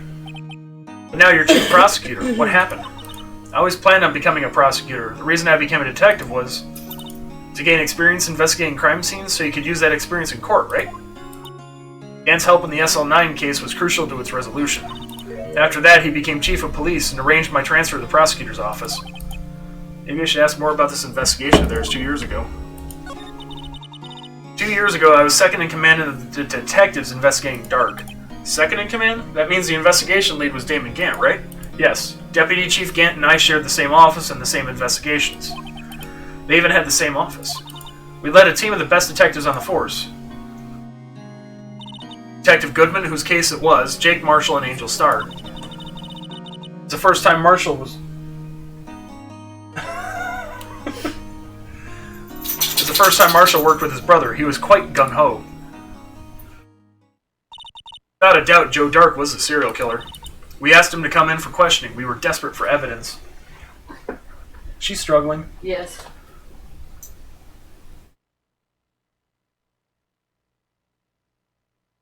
We were desperate for evidence. That was when his final murder took place, when he tried to murder Emma. Prosecutor Marshall was trying to save me from Dark. You see, the first person who happened upon the scene of the crime was me. Now you tell us. Damon Gant and Neil Marshall were the ones questioning Dark that day. The investigation was in its final stages and Dark must have suddenly panicked. So he waited until Gant and Marshall let their guards down, then fled the room. From there, he ran straight to the office shared by Deputy Chief Gant and myself. That's where he found me. So you're the first person to run to the scene, Lana? It appears so. I was filing some papers while Gant and Marshall were questioning Dark. When I returned to my office, I saw 3 bodies on the floor and smelled blood. 3 bodies? Prosecutor Marshall, the victim, Emma, who had passed out, and the suspect, Joe Dark. During the struggle, it seems Mr. Marshall struck a final blow before he died. Joe Dark had incurred a minor concussion and lay unconscious. What'd you do?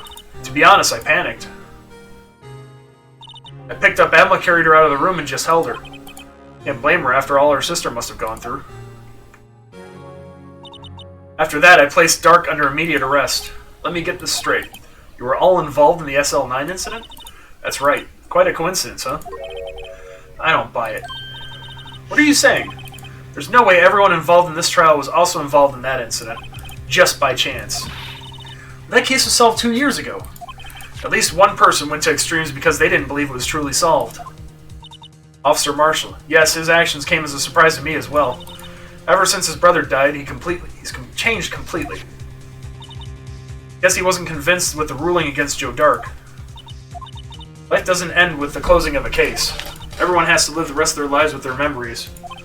A case just might not be over yet. Emma was assaulted by Dark at the police department, right? Yes, in the office that Damon Gant and I shared. The office that Mr. Gant occupies by himself, the Chief's office.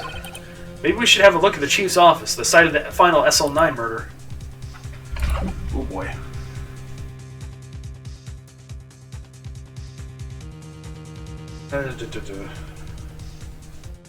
Okay.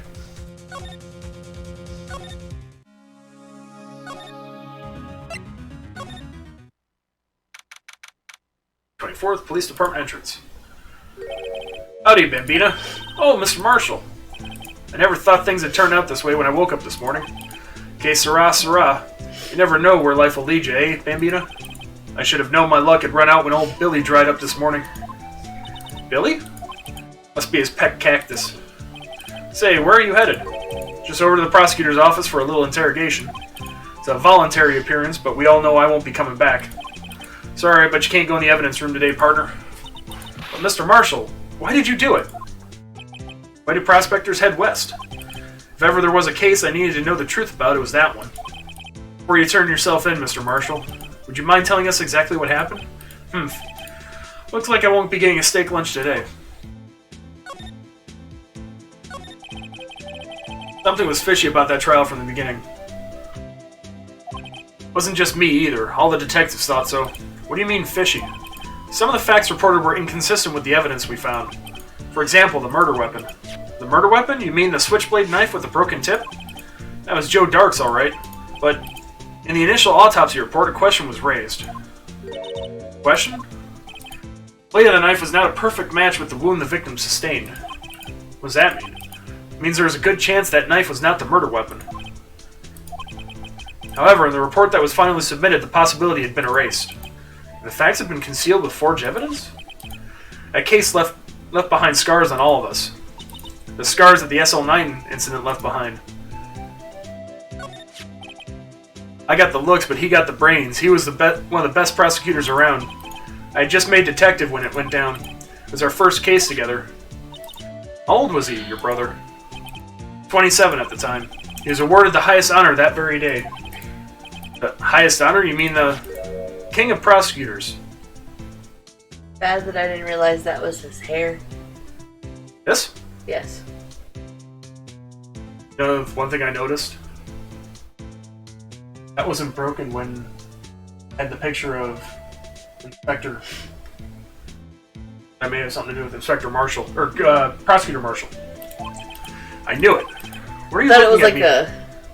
Oh, I thought it was a cloth or something. Kind of like the one around his neck? Yeah. Another bandana? He's like wearing multiple bandanas?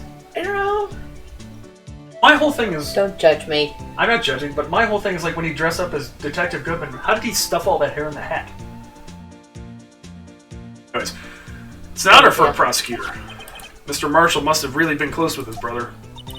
The day the SL9 incident took place, that wasn't the same day as... That's right, it was the day of the evidence transferal. Interesting. It was drizzling that morning, and by nightfall there was thunder. I can't believe 2 years had gone by already. Tried to steal the evidence so the case wouldn't die. Apparently someone tried to stop you. Detective Goodman was murdered, and the evidence locker was empty. There was something going on behind the scenes in that case. We all knew that later. Every detective involved in that case, in that investigation, save one, was taken care of. The star was fired, and I was demoted and boxed away in a tiny room. What about Detective Goodman? If they did something to him, the commissioners would get suspicious. No, they were careful enough not to be too obvious. They? What are you talking about? Don't get upset, Bambina. I mean Damon Gant and Lana Skye. Investigation lead, Damon Gant and his second-in-command, Lana Skye. There wasn't a person on the force who hadn't heard of that duo. That case was the biggest step in both their careers. After the case ended, Lana transferred to the prosecutor's office, right? Yeah. Damon Gant, the new chief of police, arranged for that to happen. She's never been the same since she left. Everyone who knew her said so. Chief Prosecutor Skye was totally different when she was a detective. Now that he mentions it, Emma said something like that too. Tell me, what happened to my sister? Sorry, Bambina, but her secret is too well guarded. I never found out.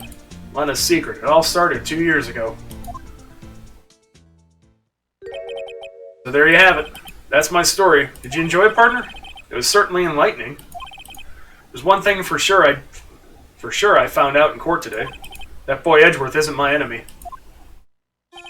He was the one who used falsified evidence to get a guilty verdict, but someone else was the one who gave him that evidence and planned everything. That someone is Damon Gant. Don't believe me? Well, I don't blame you. I won't even be a patrolman after today. Too bad I won't be around to work with you when you become a full scientific investigator. Adios, Bambina. Cozy Don out of the room.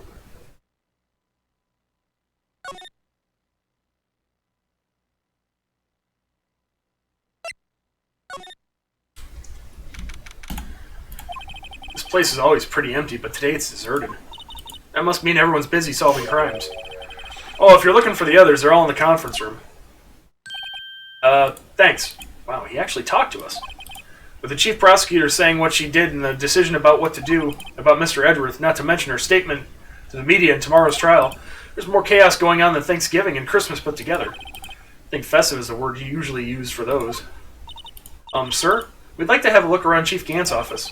Just use the connecting hallway to the other building and take the elevator to the top floor. Really? You mean it's okay for us to go in there? I mean, we aren't police officers or anything. Hey, you're right. You can't go in there. It's off limits. Now I see where Detective Gumshoe gets his unique charm.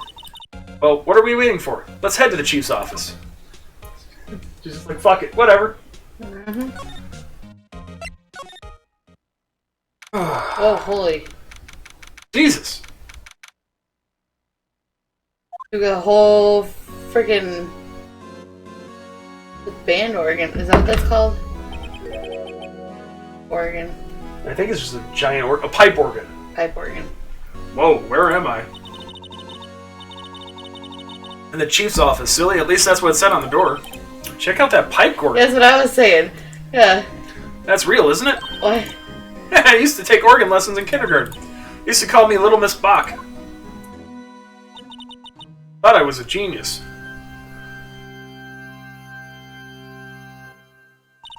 I never could remember where C was. Oh, it's you two. Chief Gant. Put that paper he was reading in his desk. So, Righto, have you been swimming lately? What is this thing with swimming? No, I haven't. I've been kind of busy lately. I can appreciate that. I've had my hands full, too, with Mr. Marshall's misconduct and Lana's provocative statement. Provocative statement? Oh, you mean about the forged evidence. 2 years have passed since that incident. My, how time flies. See that big picture on the wall over there? Oh no, it was still broken, but it had a sword. Never mind. That's a picture of Lana, Neil, and me. This is Mr. Marshall's brother, Prosecutor Neil Marshall. We took it to commemorate our work together. Something's not right with this picture. Can't quite seem to put my finger on it, though.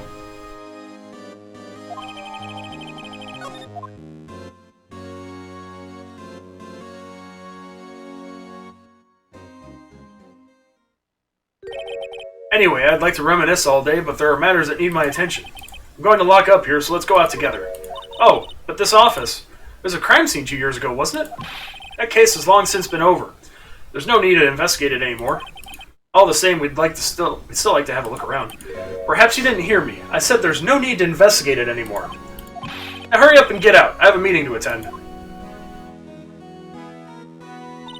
It's like we aren't welcome. Seems that case isn't over with yet, after all. What do you mean? Chief Gant denied our request to search the crime scene. That means there must be a reason he doesn't want us looking around in there. You mean like a clue? There's gotta be a way we can get inside the chief's office. Let's see if Gumshoe's around. Hey, pal! Ta-da! Detective Gumshoe, aren't you supposed to be in a meeting? I'm, just taking a breather. My feet hurt. From sitting so long? Actually, serving everyone coffee. Oh, sounds poor like Gumshoe. Sounds like Detective Gumshoe's still out of the loop. Say, have either of you seen Mr. Edgeworth? Edgeworth? No, why do you ask? He's under fire from both the police department and the prosecutor's office. It's almost like the battle's between you two in court. That sounds serious. Is it because of what my sister said? That's basically what it all boils down to. That falsified evidence 2 years ago. Now Mr. Edgeworth has a whole world after his blood. Yikes.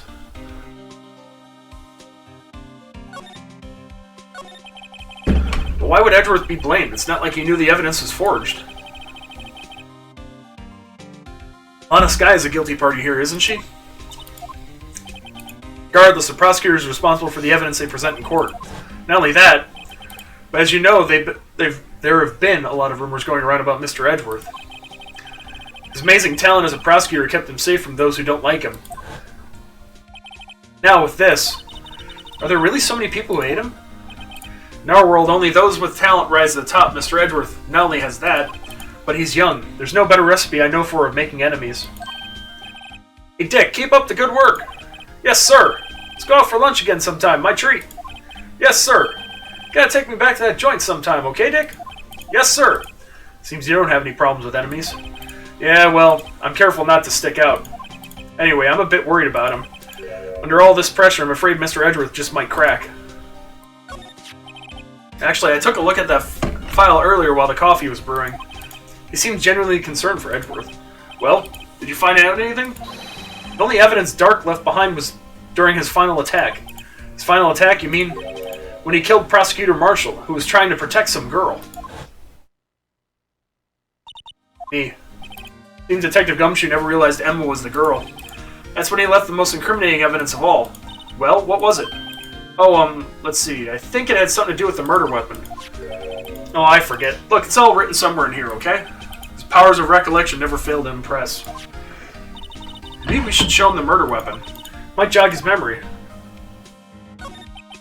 Joe Dark was 42 at the time of the crime. He was just your run-of-the-mill businessman. Businessman? What made him take to serial killing? One day on his way home from work, he hit someone with his car. With his car? So, it was an accident? An accident, yes, but it transformed him into an animal. An animal? He killed a man that had witnessed it. A kid walked by just then, so he killed him too. Jogger came up to the scene and was killed as well. Finally, he turned himself in. Seems he was a pretty careless animal. Of course, this is all conjecture. There wasn't a single shred of evidence. So he turned himself in. Yes, but in the middle of his questioning, he fled and murdered his final victim. Weird. Prosecutor Marshall. The crime was witnessed by someone too, but luckily Dark was arrested on the spot. Good thing that last witness wasn't killed. That last witness, aka Emma.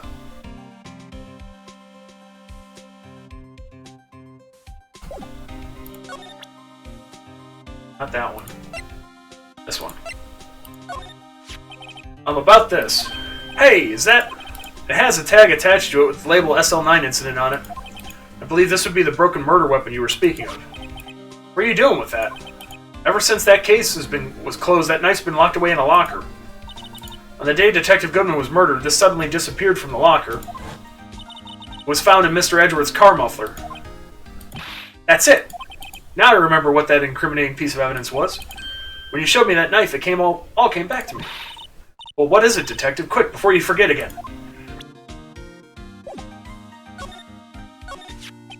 This knife, it was Joe Dark's, wasn't it? That's right. We traced it back to the store he bought it at, plus it had his fingerprints on it, too. But no one actually witnessed him using it to murder anyone, right? That's where his luck ran out. When you take a good look at the knife, you'll see it's broken. You don't have to take a good look to notice that. Yeah, well, anyway. Take a guess where the broken off tip of the knife was found. That's what did him in. Where was it? The victim, Neil Marshall, was carrying it inside his own body. It was found deep inside the stab wound. Did it match Dark's knife? You bet. Down to the last fiber. That's pretty conclusive. Ooh. Ouch. That's a bad way to go.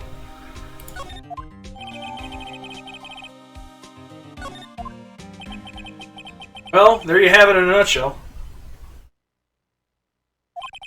That's all I know. Is that you? What on the fart? I heard. That's her. That's all I know. Can I ask you one more thing? What is it? If it's money you need, you should ask Chief Gant. It's not money, but how... It does concern the Chief. His office is a crime scene, right? It's where Prosecutor Neil Marshall was murdered. The Chief's out now and his office is locked. But we'd like to have a look around if that's okay. Well, any detective's ID card can unlock the door. What? Really? But if I let a civilian in there, I'd be charged with breach of trust. Breach of trust? Simply put, I'd be canned. Oh, sorry, pal. I don't plan on getting fired because of you. How about this ID card? It was Detective Goodman's. That won't work either. The data was deleted the day he died. Oh. So in other words, Gumshoe is our only chance of getting into that office. Wonder if there's something we could show him that would make him change his mind.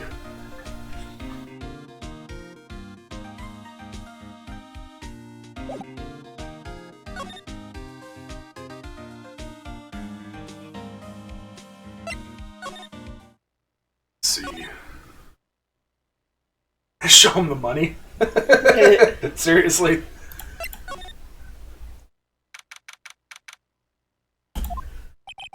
No one's here today. Not even Miss Starr. Everyone's probably busy looking into what exactly went down in the evidence room. It must be where the detectives are. But we proved in court today that on the day of the crime, Noah was murdered at the evidence room at 5:15 p.m. Yeah, I thought we were finally making some headway in our case. But instead it looks like we just ended up making Lana look even more guilty. Hang in there, Lana. I've got to find all the answers by tomorrow.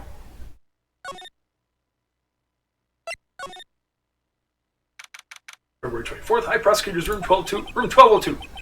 Wonder if Edgeworth's back yet. There he is. Looks like he's writing something. What are you doing here? He sure was quick to throw that paper on the floor. Tough day in court, huh? I've had to live the past few years with rumors flying around. What's another allegation to me? Cheer up, Mr. Edgeworth. I'm rooting for you. It's Edgeworth for you. Always trying to hide his real feelings. So what do you want? Unlike some people, I don't have all day.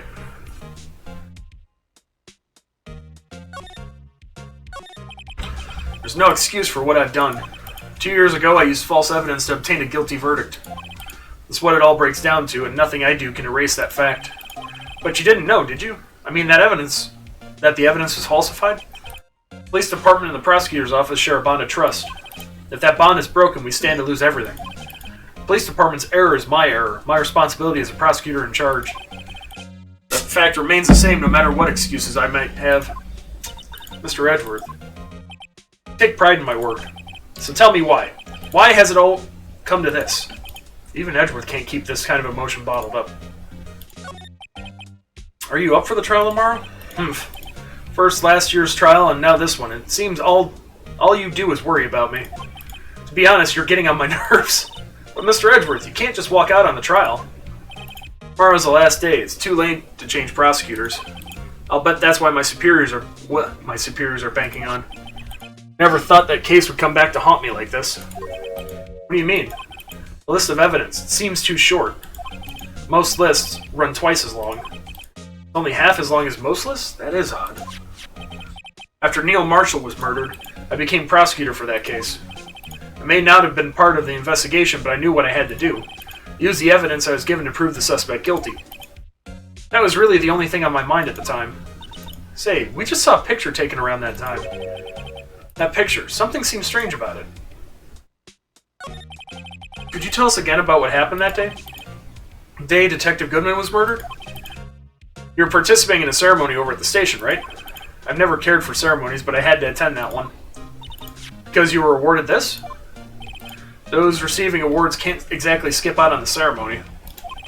Finished up at the office in the morning, then drove over to the police department.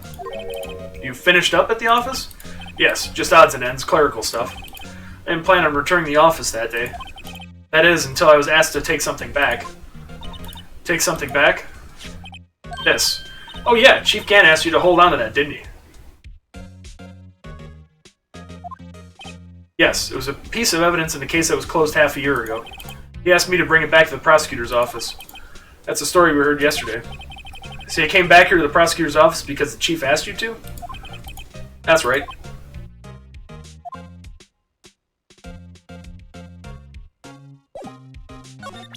There's a problem here. This picture was hanging on the wall in Chief Gant's office. Yep, sword. Prosecutor Neil Marshall, he had just started making a name for himself. Looks like this was taken when he received the King of Prosecutors trophy. Speaking of that, there's something that bothers me. Yes? The trophy Mr. Marshall is holding. A little different than yours. Yes, you're right. I remember now. Remember what? That was what the official prosecutor's trophy looked like until 2 years ago. There's a story behind its design. A story? Sounds interesting. Would you mind telling it to us? It's simple, really. Contradiction. That's what the sword's based on.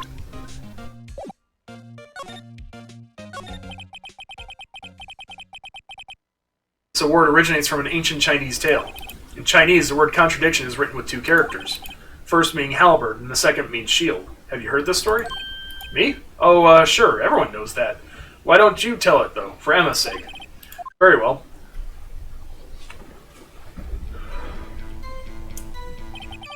Long ago in the kingdom of Chu, there was an arms merchant. One day, he presented the king with 2 items. First was a halberd he claimed could slice through any shield or armor. Second was a shield he claimed could withstand any weapon.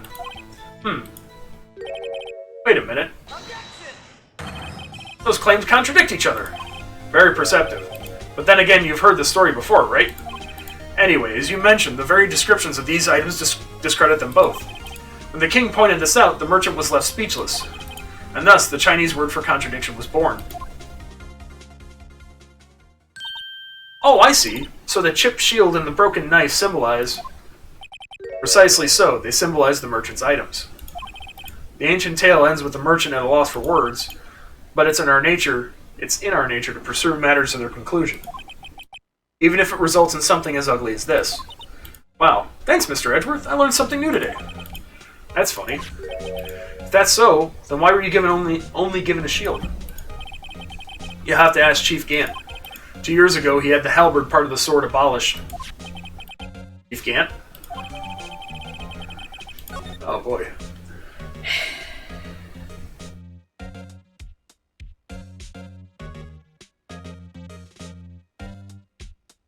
Very naughty.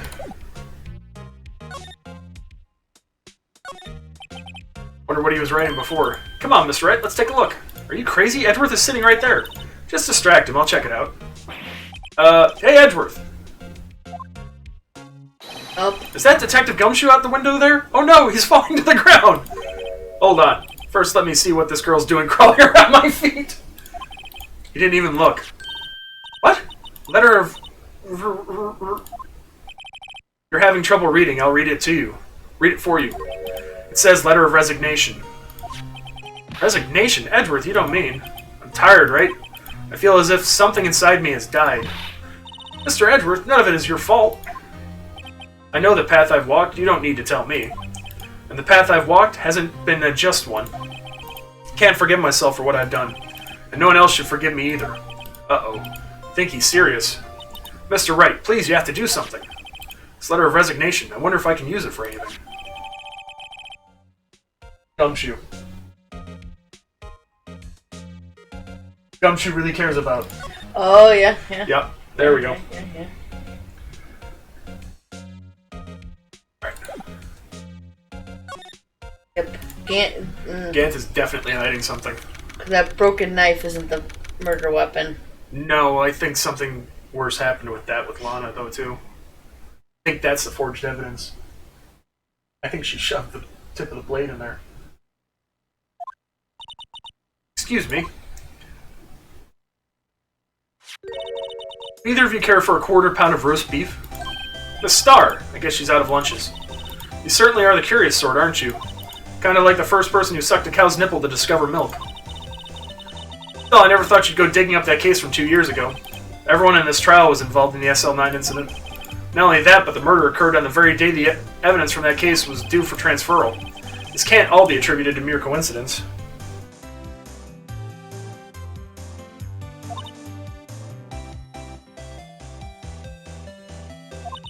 Aren't you forgetting something? You know that little scene I happened to witness? The instant Lana stabbed Detective Goodman with a knife. No matter how much of the past you dig up, it won't change what I saw. Roast beef is meant to be savored when eaten. Star's hatred toward Lana. It all dates back to 2 years ago. Joe Dark, that's a name I'll not soon forget. I trailed him for half a year. Oh, the pressure. Still, I don't think I was ever more alive than I was then. Those days were steamier than a bowl of hot gravy. Poor old Jake Marshall, though, must have been going through hell. I mean, because of his brother's death? They were close, those two. After Neil died, something took over Jake. He became obsessed. Seeing Jake like that made her all the more desperate. Her? Lana Skye. My sister? The best of the best were put on that SL9 case. Of course, they were led by that legendary duo. Lana and Chief Gant. That legendary pair was the reason we were able to keep up with our investigation. That's why we were so shocked over how it turned out. You mean with the forging of evidence? Don't get me wrong, Joe Dark got what he deserved. Still, it was obvious the evidence produced in court was being manipulated. Items our team never found would suddenly appear while other items were kept secret. But you don't have proof anything illegal was done. I'm proof enough of what happened. After that case, all of us save Goodman were relieved of our duties. Most without even so much as an explanation. Then Lana Skye transferred to the prosecutor's office and became chief prosecutor. Lana always wanted to be a prosecutor. Nothing's quite as simple as it appears. Huh? Lana Skye was merely being used as a pawn. That's my take on the matter. She was being used? Damon Gant and Lana Skye. Gant led the investigation with Lana second in command. They were the best. They solved all kinds of cases together, didn't they? Damon Gant's magnetism in particular was almost unreal. His magnetism? By that I mean his ability to attract evidence. He'd produced the most incredible evidence in the cases he handled. Oh. Incredible evidence, you mean? Oh yes, there were rumors about him even back then. No one dared confront him, though. I take it she's talking about forged evidence. Back then, everyone looked up to Lana. All the detectives wanted to be like her. Really? Oh yes, myself included. I was a fool, really. She hated anything crooked and always watched out for the other detectives. That's why she was so concerned for Jake. Mr. Marshall. When Jake's brother was murdered, she felt as if she had lost her own brother. If it wasn't for her, I don't think Jake would have ever recovered from his shock. That's what makes it all the more infuriating. Star. That's why I'll never be able to forgive her. Why'd she have to turn so cold after that? Lana transferred to the prosecutor's office 2 years ago, didn't she? Yes, thanks to Chief Gant's powerful influence. Chief. That's right. Having solved the SL9 case, his position as chief was secured. There was only one thing left for him to control, and no one could stand in his way. Prosecutor's office. What? You mean that's why Lana was transferred? If he could control the chief prosecutor, he could control the prosecutor's office. That must have been his goal all along. But how could he control Lana? I don't know, but one thing's for sure. Ever since that case ended, she's never been the same. It's only logical to conclude there must have been a reason for her change. At last. Finally getting close to the bottom of this ugly mess. Thank you, Miss Starr. You listen to me, rookie. It takes more than just ingredients to create fine cuisine. I hope you turn out to be a better chef than I've been.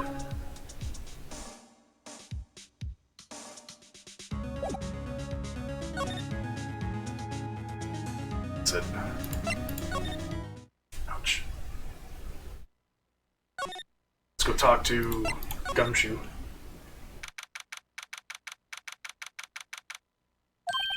Oh, you're back. You're still here? I gotta make 150 copies of these files. Brewing coffee, copying files. I'm turning into a regular DJ. You're a DJ as well? If I'm not mistaken, I think he means desk jockey. Oh, that DJ. Gotta admire your persistency, but my answer's still no. I'm not letting you in the chief's office, period. It'd be my neck on the line. That office was his last crime scene in the SL9 incident. I have to take a look in there. There's gotta be something we can do to make the detective change his mind. Oh, no, wrong thing.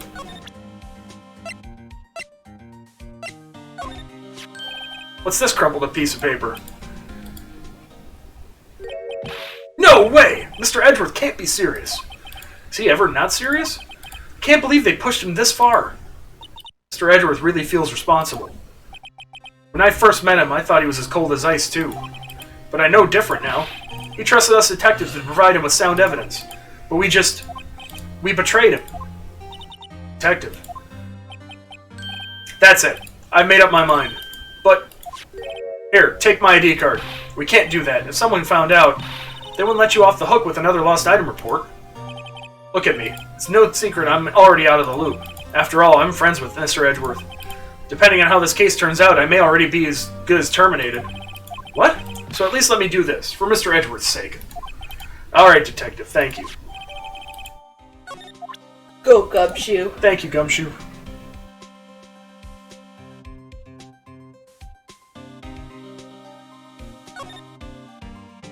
Oh wait, no, hold on. Oh, yeah. This office is something else, though, Yeah. man. Here goes, Mr. Wright.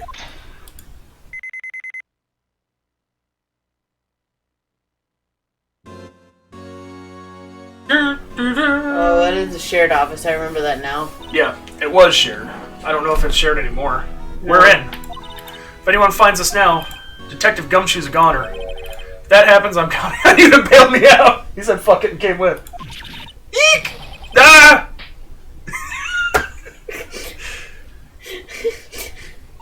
Sorry, I thought you were a ghost. I didn't even know you could slap a ghost. Ah! Detective Gumshoe. What are you doing sneaking up on us like that? I wasn't sneaking. I was just worried if something might go wrong. So I came too. If you're here, then what was the point in giving us your ID card? Gumshoe's ID crushed and rendered unusable in pocket. Hey, don't do that to my card!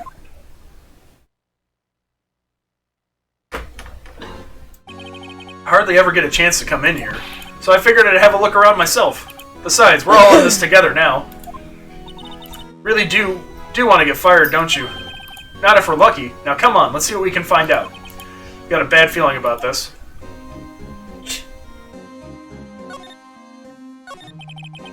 A desk on the other side of the room. Was that your sister's? Yes, that's where I was waiting for Lana. On that day 2 years ago. Is anyone using it now? No, sir. This is entirely Chief Gant's office now. He practices a strict policy of preserving the crime scene. That's a strange reason to leave it there. He leaves it as a warning to everyone else. He wants us to always be alert. He told us so himself at our New Year's party. Of course, he was pretty intoxicated at the time. I see. So ever since Lana left, no one ever touches that desk? No one except Chief Gant, the cleaning lady who's in here each morning. Still, 2 years have passed since that incident. Can't possibly be any clues remaining. Can I ask you something? Sure. You only came in here to look around, right? Because it's one of those SL9 crime scenes. I mean, that's your only reason for coming in here, right? Why do you ask? You don't think... Nah. You wouldn't be... No. No, there's no way. Never mind. Don't worry about it. Okay. Now then, let's look around a bit more. Hey, hold on. Not so fast, buddy. Huh? What is it? Someone tells you don't worry about it, it's supposed to start bothering you, pal. You don't just let it go after that. Sorry, this guy's starting to get on my nerves. Okay, so what's bothering you? You two don't think Chief Gant might be a suspect, do you? What? He's right, Mr. Wright. What do we think of him? Chief Gant. So it's finally come to this. What do I think of him? Perhaps it's best I don't divulge my feelings yet. There you go, ignoring me again.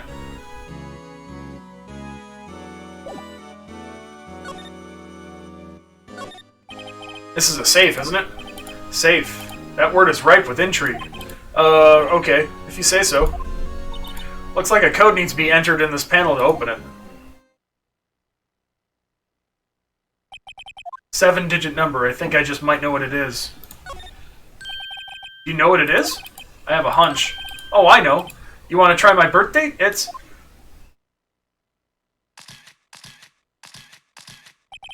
I have a better idea. Here goes nothing.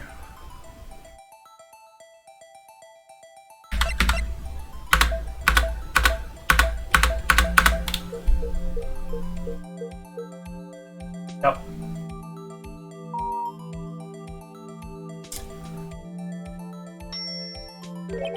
Bingo. What number did you enter? Whose birthday was that, pal? 7777777. Final ID card number on that record. What? Yeah, wow, Gant really is an idiot. Who would do that? Yeah. But then again, how would they know his number if you can't go out finding those things? Number of the mysterious executive officer who had entered the room that day. You mean 777777777? That ID number? I think you're 1 7 shy this time. This can only mean one thing. That Chief Gant's ID number. Say, anyone care to look inside? Is there any money in there? How much does he have stashed away? Look, it's a... A shard from a broken cup. Somehow looks familiar where I've seen this before. There's something else in here, too. What's this? It looks like a piece of leather cloth. This is a handprint, isn't it? Hey, I saw someone wearing a shirt like that once. You think the chief made up the design? I don't think so. Oh, well, it was just a thought. Is that it? This is all that was in the safe? Apparently so, it's empty now. Piece of cloth with a handprint on it and a broken shard from a cup. Look like pieces of evidence. Yeah, but useless unless you can prove they have something to do with this case. Afraid I can't just let you take them. After all, it's my neck on the line here. Great, now I have to prove their relevancy to get them. How are these two items related to the SL9 incident? Come on, there's got to be something we can show the detective.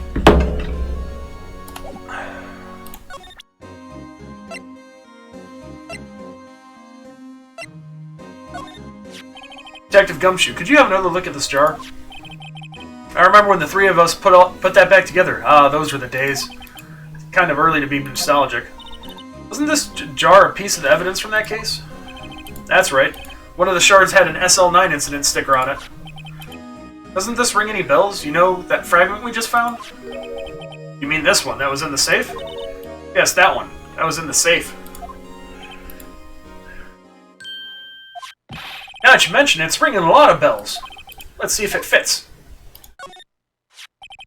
Here, let me see that shard. I'll take a crack at this. Go ahead, pal. Show us what a rookie can do. Mr. Wright, here's some glue. If I can piece this together again. Prove Chief Gant was knowingly hiding evidence. Here goes. You.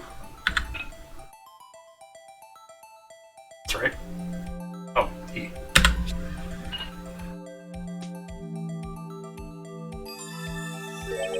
There. Fits like a charm. That, of course, means Chief Gant willingly and knowingly hid a piece of this jar in his safe. In other words, he concealed a piece of evidence from the SL9 incident. But, hey guys, get a load of this. What is it? This piece you just attached. Different from the others.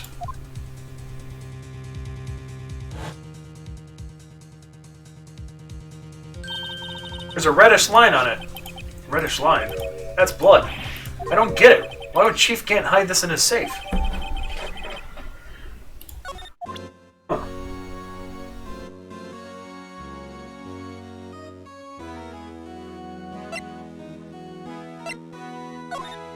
Detective Gumshoe, I'd like you to have a look at this. Hey, I know what this is. What that is? So you want to take some fingerprints? It's a great idea, Detective. Alright, go to town. Sheesh. What are you doing? Why are you sticking out your hand like that? Go ahead, take my fingerprints. It's not your fingerprints we want to take. Huh? Come on, this isn't the time for jokes. We're talking about that cloth we found in the safe. Oh, I knew that. The one with the handprint on it, right? Sheesh, where's your sense of humor? Hey, Mr. Wright, let's check it for prints. Sprinkle the powder on the cloth, then once they've been absorbed into the prints, blow the rest away. Where you went, Mom? I don't have to be told a million times. Alright, let's get this over with.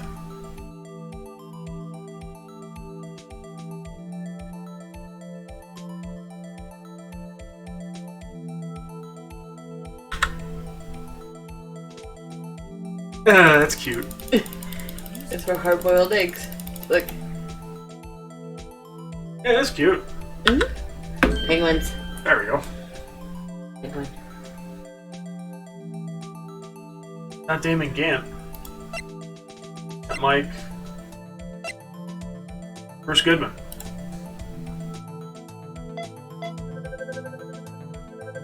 That's exactly Nope, right either. it's not either.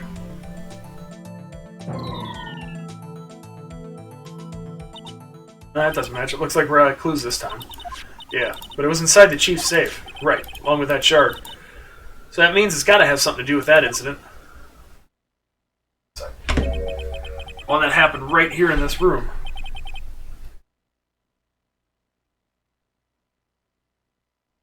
Right, we should check the fingerprints of everyone who was in there that day.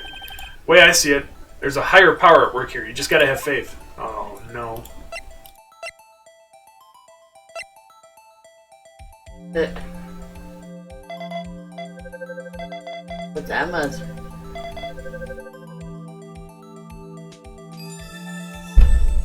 Oh, indeed. No, how can this be? What are Emma's fingerprints doing here? Hey, you found a match? Whose fingerprints were they? Huh? Oh, it seems the prints are too old. They aren't clear enough to get a match. Oh, that's too bad. I thought they'd be Dark's prints. Psst. Hey, you. Over here. What's going on here? What are that kid's prints doing inside the chief's safe? Don't ask me. Let's just keep this information from Emma for now. Here. Maybe you should hold on to this. Oh, I wonder if this is how he was keeping Lana in line. Okay. Piece of cloth folded and added to the court record.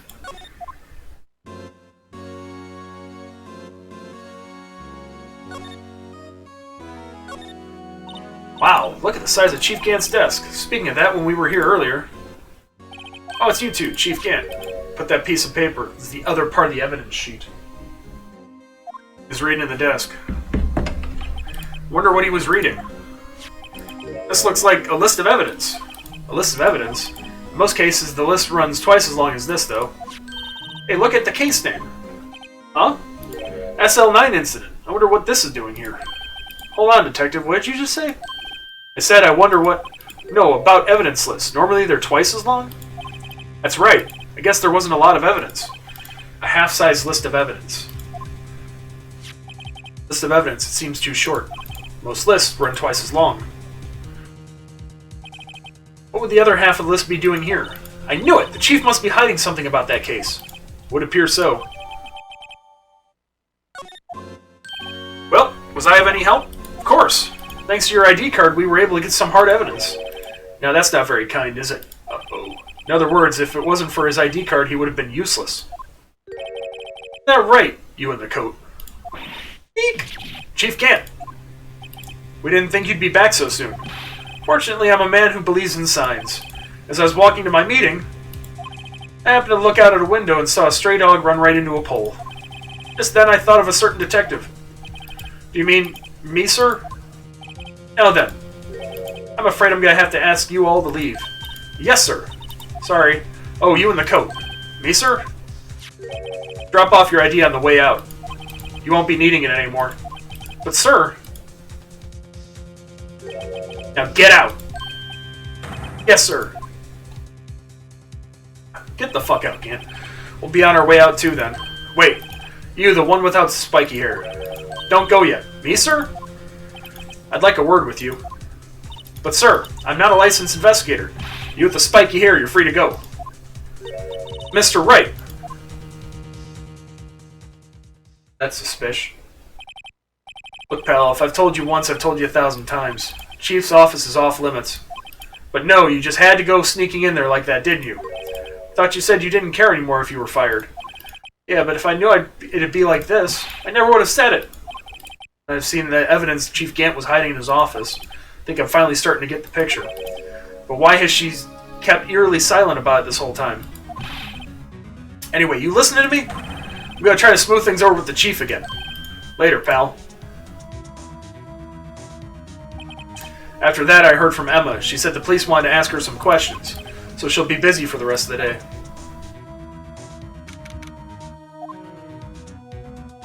I see. So the Chief asked Emma to come in for questioning. It's no use thinking about it. Tomorrow's the final day in court. I'm committed to doing everything I can to defend you, which is why I'm here. But I've already told you all I can. What you've told me over these past couple of days is absolutely nothing, not a single useful thing. Really? I believe I did mention something quite important. Something I told you right at the beginning. I said that I was the one who stabbed Detective Goodman. You know, I think I've finally figured it out. I know who it is that's lurking behind your words. Mia did a good job mentoring you. I'm rather jealous. It seems Edgeworth was right. Edgeworth? Once you're convinced you know something, no one can persuade you otherwise. Thick-headed is the term he used, I believe. Now's my chance to get her to tell me the rest of the story. I have to admit I was more than a little perplexed at first. You insisted you did it, yet there was no incriminating evidence. That's when it hit me. It's not that you're unwilling to tell the truth. It's that you're incapable of doing so because of a certain individual. What an intriguing notion. A certain individual, you say? So you think I'm protecting this person? Protecting? No, I think afraid of is more like it. If I'm not mistaken, the person in question may have persuaded you to silence. For argument's sake, Mr. Wright, whom may I ask is this person you're speaking of? The one I'm supposedly so frightened of. What's this person's name? Well, Miss Skye? Mr. Wright, you are addressing the Chief Prosecutor. Do not forget your place. Take it, she's still not ready to spill the beans. My apologies. Could you please tell me a bit more about what you think you know? We were partners until 2 years ago. I respected him as a detective. Assuming he is respectable, then tell me something. Why would he try to hide his crimes? His crimes? Both you and Edgeworth will be brought before a board of inquiry for what you did. Specifically hiding and forging evidence. Of course, these are serious offenses. Why is it, though, that Chief Gant's name was never mentioned? Chief Gant? Edgeworth didn't know the truth behind the forgery. The only party who could have possibly tampered with the evidence was me. I had access because I was second in command of that investigation. Yes, you, but also one other, Damon Gant. If you intend to accuse Chief Gant, you'll need more than just words. Show me proof that Chief Gant falsified evidence in that case.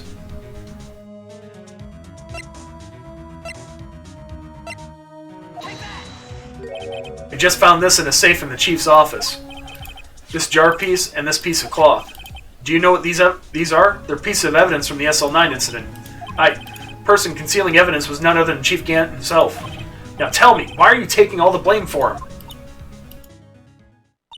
Touché, Mr. Wright.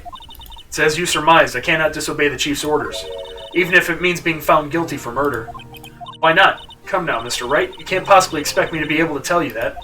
3 days ago, I had no choice but to cooperate. The murder of Detective Goodman. Or perhaps I should say follow orders. Yes, that's more accurate than cooperate. Although I can't tell you the details, I can say that I was given an order that day. I need you to dispose of Bruce Goodman's body. You'll find it inside the trunk of Miles Edgeworth's car. Just as I suspected.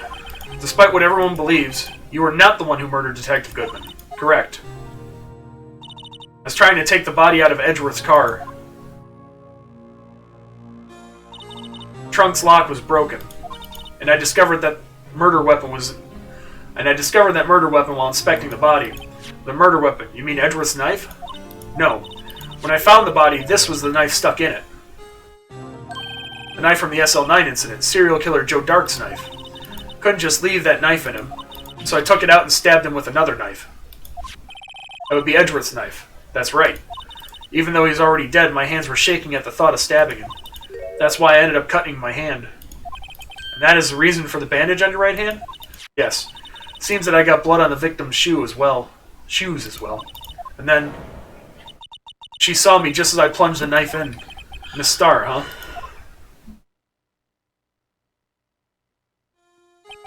Why'd you need to hide Dark's knife so badly? Took a lot of work to finally close the Dark case 2 years ago.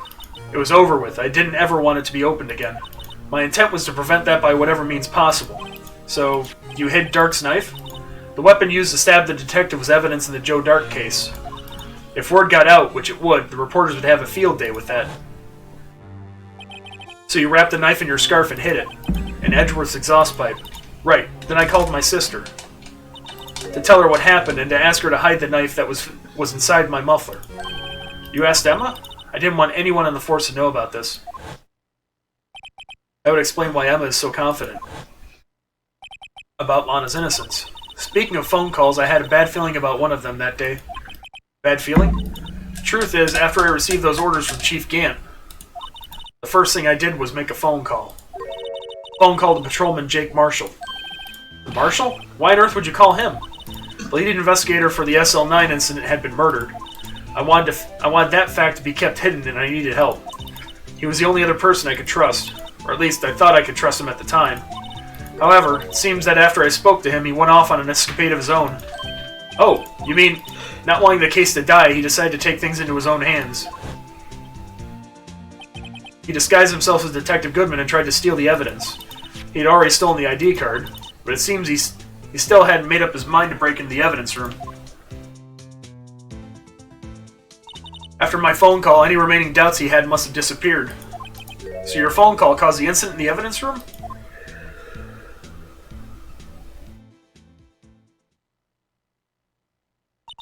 I'm afraid that's all I can tell you.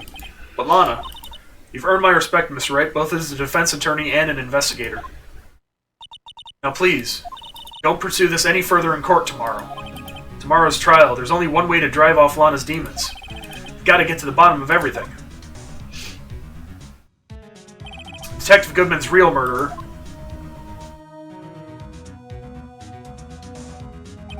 and what went down in the chief's office 2 years ago.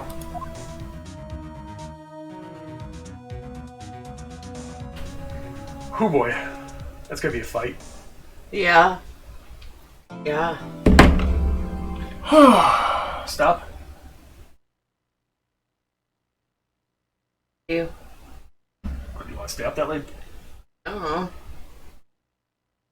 Or trial ladder 2.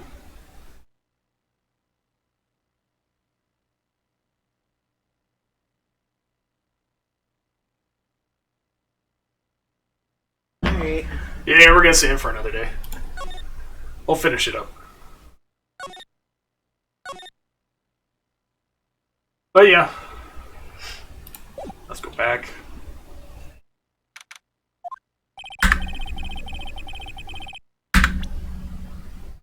Title screen. Alright, we are going to call it a night for tonight. We will catch back up with y'all tomorrow. Or, not tomorrow. I don't know, we'll see. We'll see when. Eventually. But we'll finish it. I promise. It's only one more trial day. For this case, at least. Then we gotta do the other games. Haha. I want to finish this though. Huh? I want to finish this though. Oh, yeah. I want to know what happens. I have a pretty good idea of what happened. Yeah. I think. But anyways, you all have a good night. We'll catch you next time. Bye guys! Bye-bye.